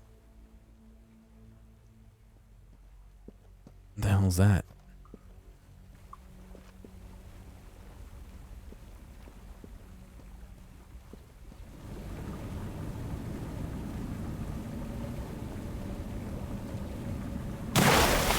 Oh. They're geysers. Oh, perfect.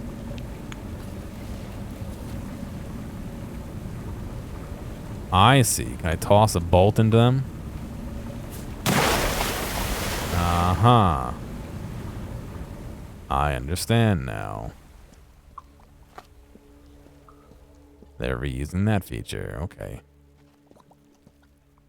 Broken relic mechanism. Oh, is that the fucking thing that stole the guy's leg, maybe?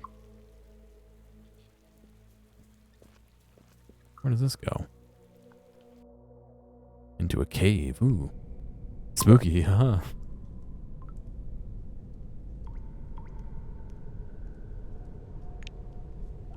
Level 10, Old Isle. That might be the thing that stole the leg. You see a petrol generator. There's some rust staining its metal housing. Overall, it's in good condition. I don't have a canister. There's an ignition key in the lock. You turn it, push the starter button. The engine turned over, but it won't start. Oh, I put all my fucking canisters away.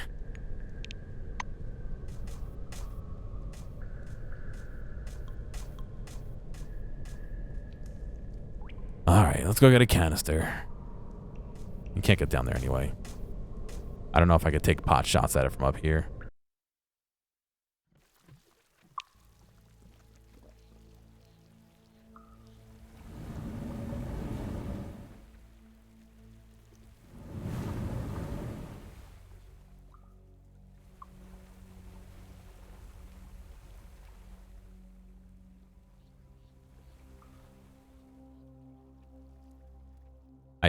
I knew this was gonna happen. As soon as I did stuff like that,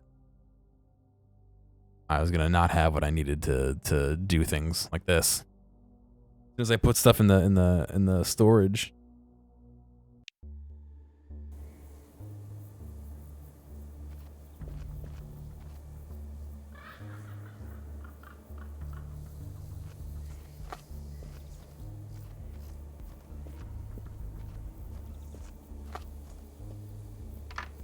No. Go inside. Let's see. Canister. Yep.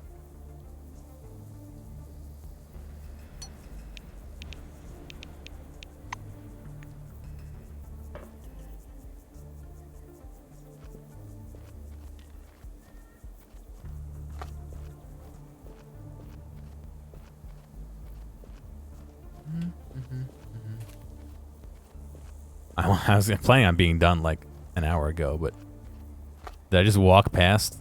Very good. I walked past the loading zone.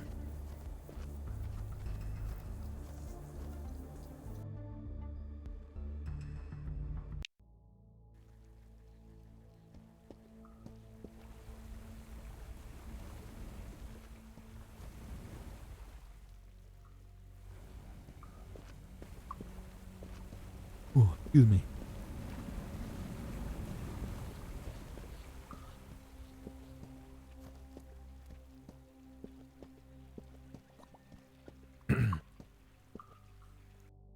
All right, Big Al, Old Al, whatever your name is, Old Al.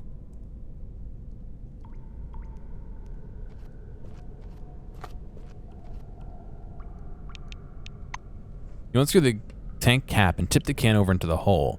The bob on the fuel level indicator jumps and slowly begins to rise. Start the generator.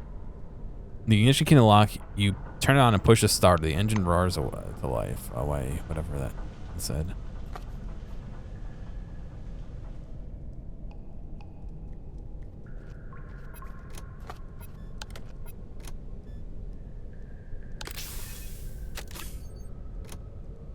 This didn't reload?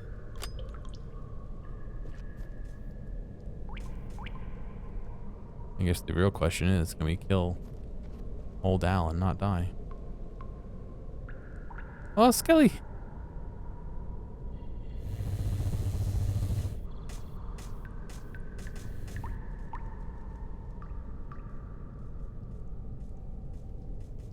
Immense.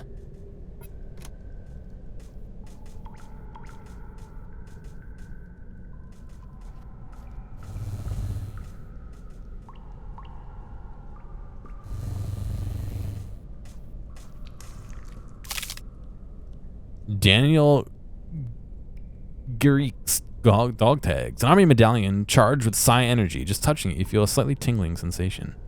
Some instant coffee and weapon parts. All right.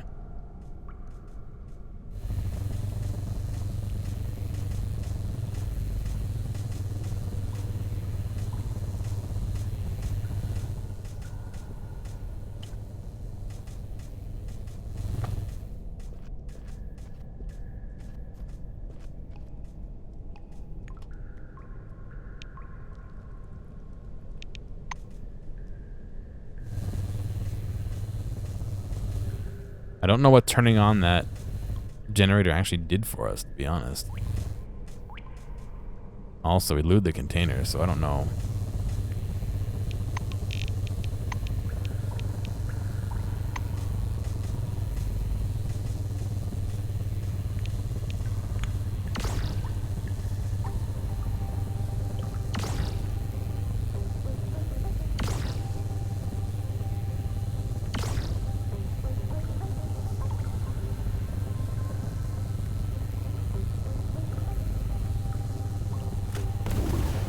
Ooh, very nice.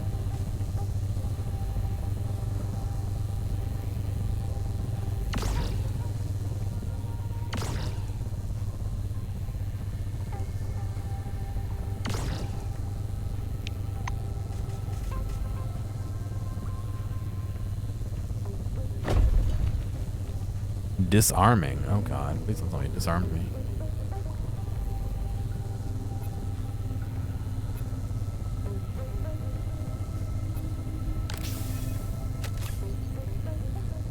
It did. Well, no time like the present to heal up, I guess, right?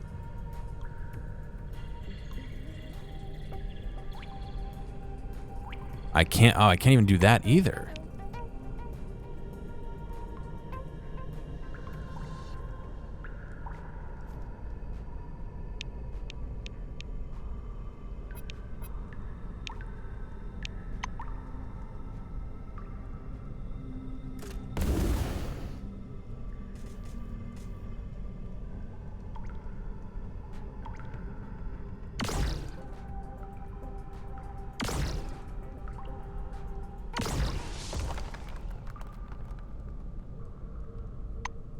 I need to remove this down here so I can use it when I need it. It's 4 AP to heal in battle. And it leveled up. What do you got on you, Al? Ah, the leg. Mobios armor plate. A handful of inactive relics. Oh, I see. That's an item. Okay. I mean, of course it's an item, but you know what I mean. So what did we want to upgrade?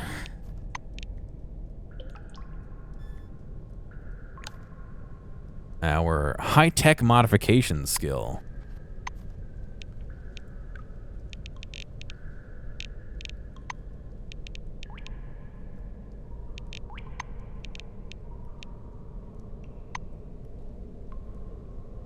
Oh, I don't know what that...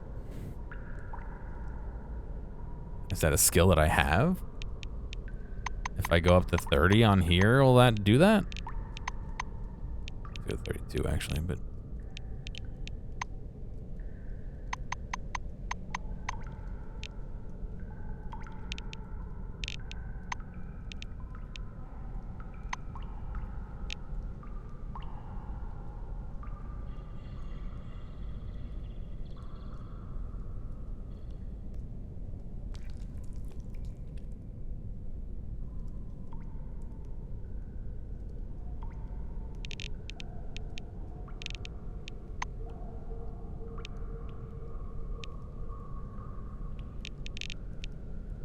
I don't know if this is going to do it. But at the very least, it gives us the ionization. 50% plus 5% times perception versus fortitude. Causes electric shock for 3 rounds, dealing 1 damage, plus 10% of the target's maximum health each round. Target biochemical resistance is increased by 15%. Okay. I don't think that gives us what we needed to upgrade it, though. Let's see. No. Passive ability. Do I have to take apart high-tech weapons? Maybe that's how you rank that up.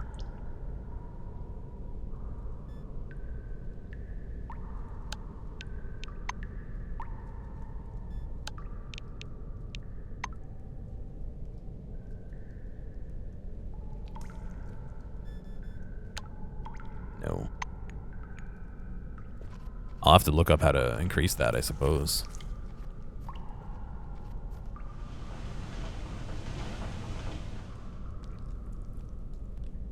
Oh, there's a ladder somewhere I could have used? I didn't even see that.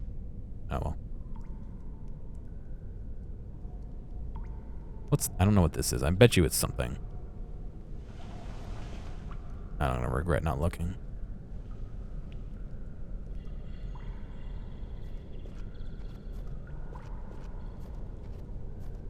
Nothing.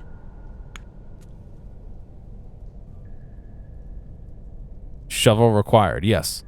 That would be... Do I not have a shovel? I have a shovel.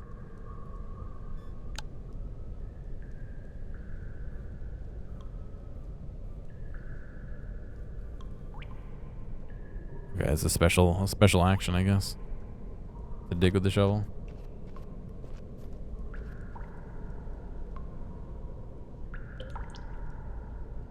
Oh, okay. You can only transition down. That's fine. I don't really care that much. Let's go return the leg to the guy. See what he says. My leg.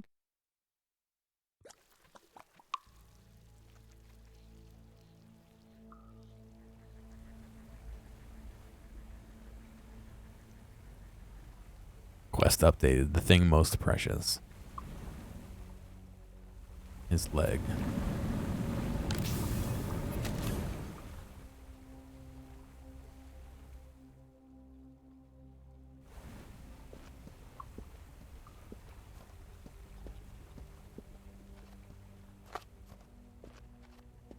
I don't know. I'm kind of digging this game.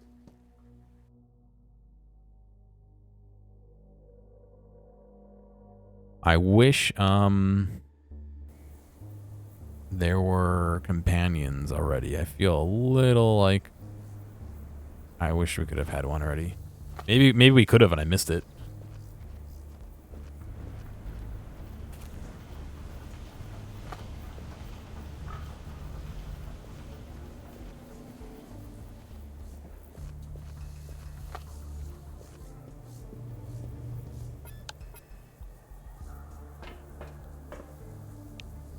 Leg. Give Melville his leg. Dear me, of all things. Oh, Melville stares at the leg in utter disbelief. Dear me, of all things, he really did bring it. He takes the leg and says softly, It's been a while, old friend. Okay, don't get excited. I'm not going to kiss you or anything. Let's see. The old man pulls a photo out of his trouser pocket. He delicately takes the photo and smiles in the warmest way you've ever seen. Then he turns the picture so you can see it. It depicts Melville, some 15 years younger.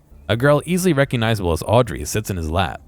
Two smiling people stand by. An athletic man and a frail curly-haired woman closely resembling Audrey. Family. It's the most important thing, you know. Some memes from what movie? Fast and Furious. The old man produces a handkerchief and wipes his eyes. Sorry, that just put me off stride somehow.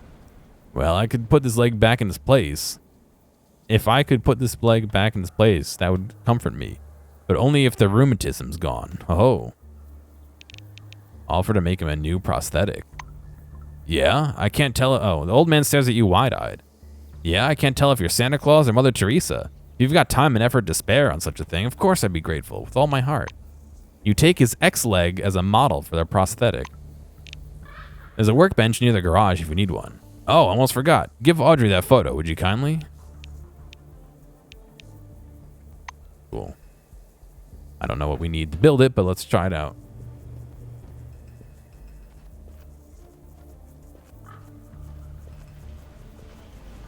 Watch it be some insane... I don't know why it goes inside to let me use it, but okay. Some insane requirement. Nope, just some tape! What are we gonna make a mummification of his leg out of tape? And just tape it onto him?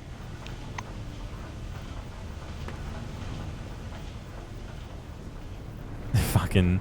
yeah, we just blue tacked his leg back on. Like, get out of here, dude. Audrey puts down the cup. You seem to like it here. By the way, merchants often come through. You can sometimes get cheap stuff from them. Well, or from me. I also trade. Show Audrey the photo you found in the cave. She takes the photo from your hands. Oh, Lord, could it be? Yes, this is it. I thought it was gone for good. Where'd you find it? Tell her how you found her grandfather's leg in the cave in the marsh. Audrey slowly shakes her head in amazement. I'm much obliged, of course, but you shouldn't have taken such risks. Oh, Gramps. I should tell him I'm not angry. Of course, he's quite a handful, and I might not be a bowl of cherries either, but we shouldn't have been arguing. That's not the way to go. After all, we're... Speaking of cherries, why are maraschino cherries so good? Is it because they're just like sugar cherries? She looks at the photo and smiles. Family. She sniffles. Sorry. Thank you very much for finding it. Don't need anything else, thank you.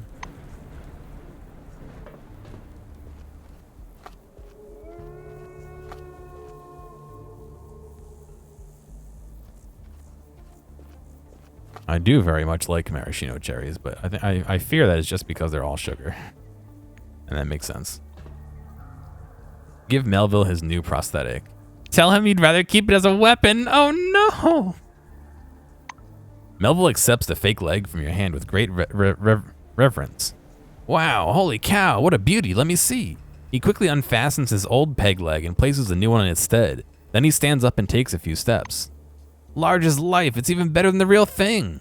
He laughs long and genuinely, then seizes your hand and shakes it vigorously. I don't know what I did to deserve such kindness, but thanks. I don't say this to many, but I'd be really glad to see you at picnic again, anytime. Oh boy. Do I get any, like, is the quest done? Like...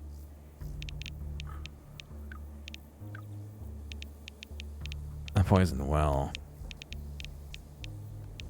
Yeah, I guess so. It just feels weird that there's no, like... You only have them in milkshakes? Yeah, I mean, I've had them in, like, Shirley Temples and stuff like that, but... Is there no... Like, normally you finish a quest and you get a reward. Is there no reward? Was the reward the leg that I wasn't supposed to give back to him?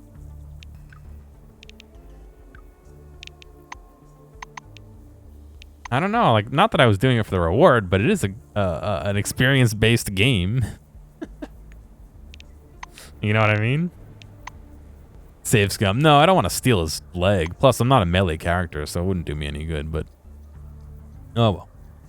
I'm gonna get out of here. Hopefully you guys had a good time. I do plan on streaming tomorrow. Hopefully I won't be so tired like I was today. I meant to start streaming at like 5:30ish, and I slept an extra hour and ended up like 6:45 starting. So hopefully tomorrow will go a bit better. But anyway, you guys have a good night, and I will catch you later. See you.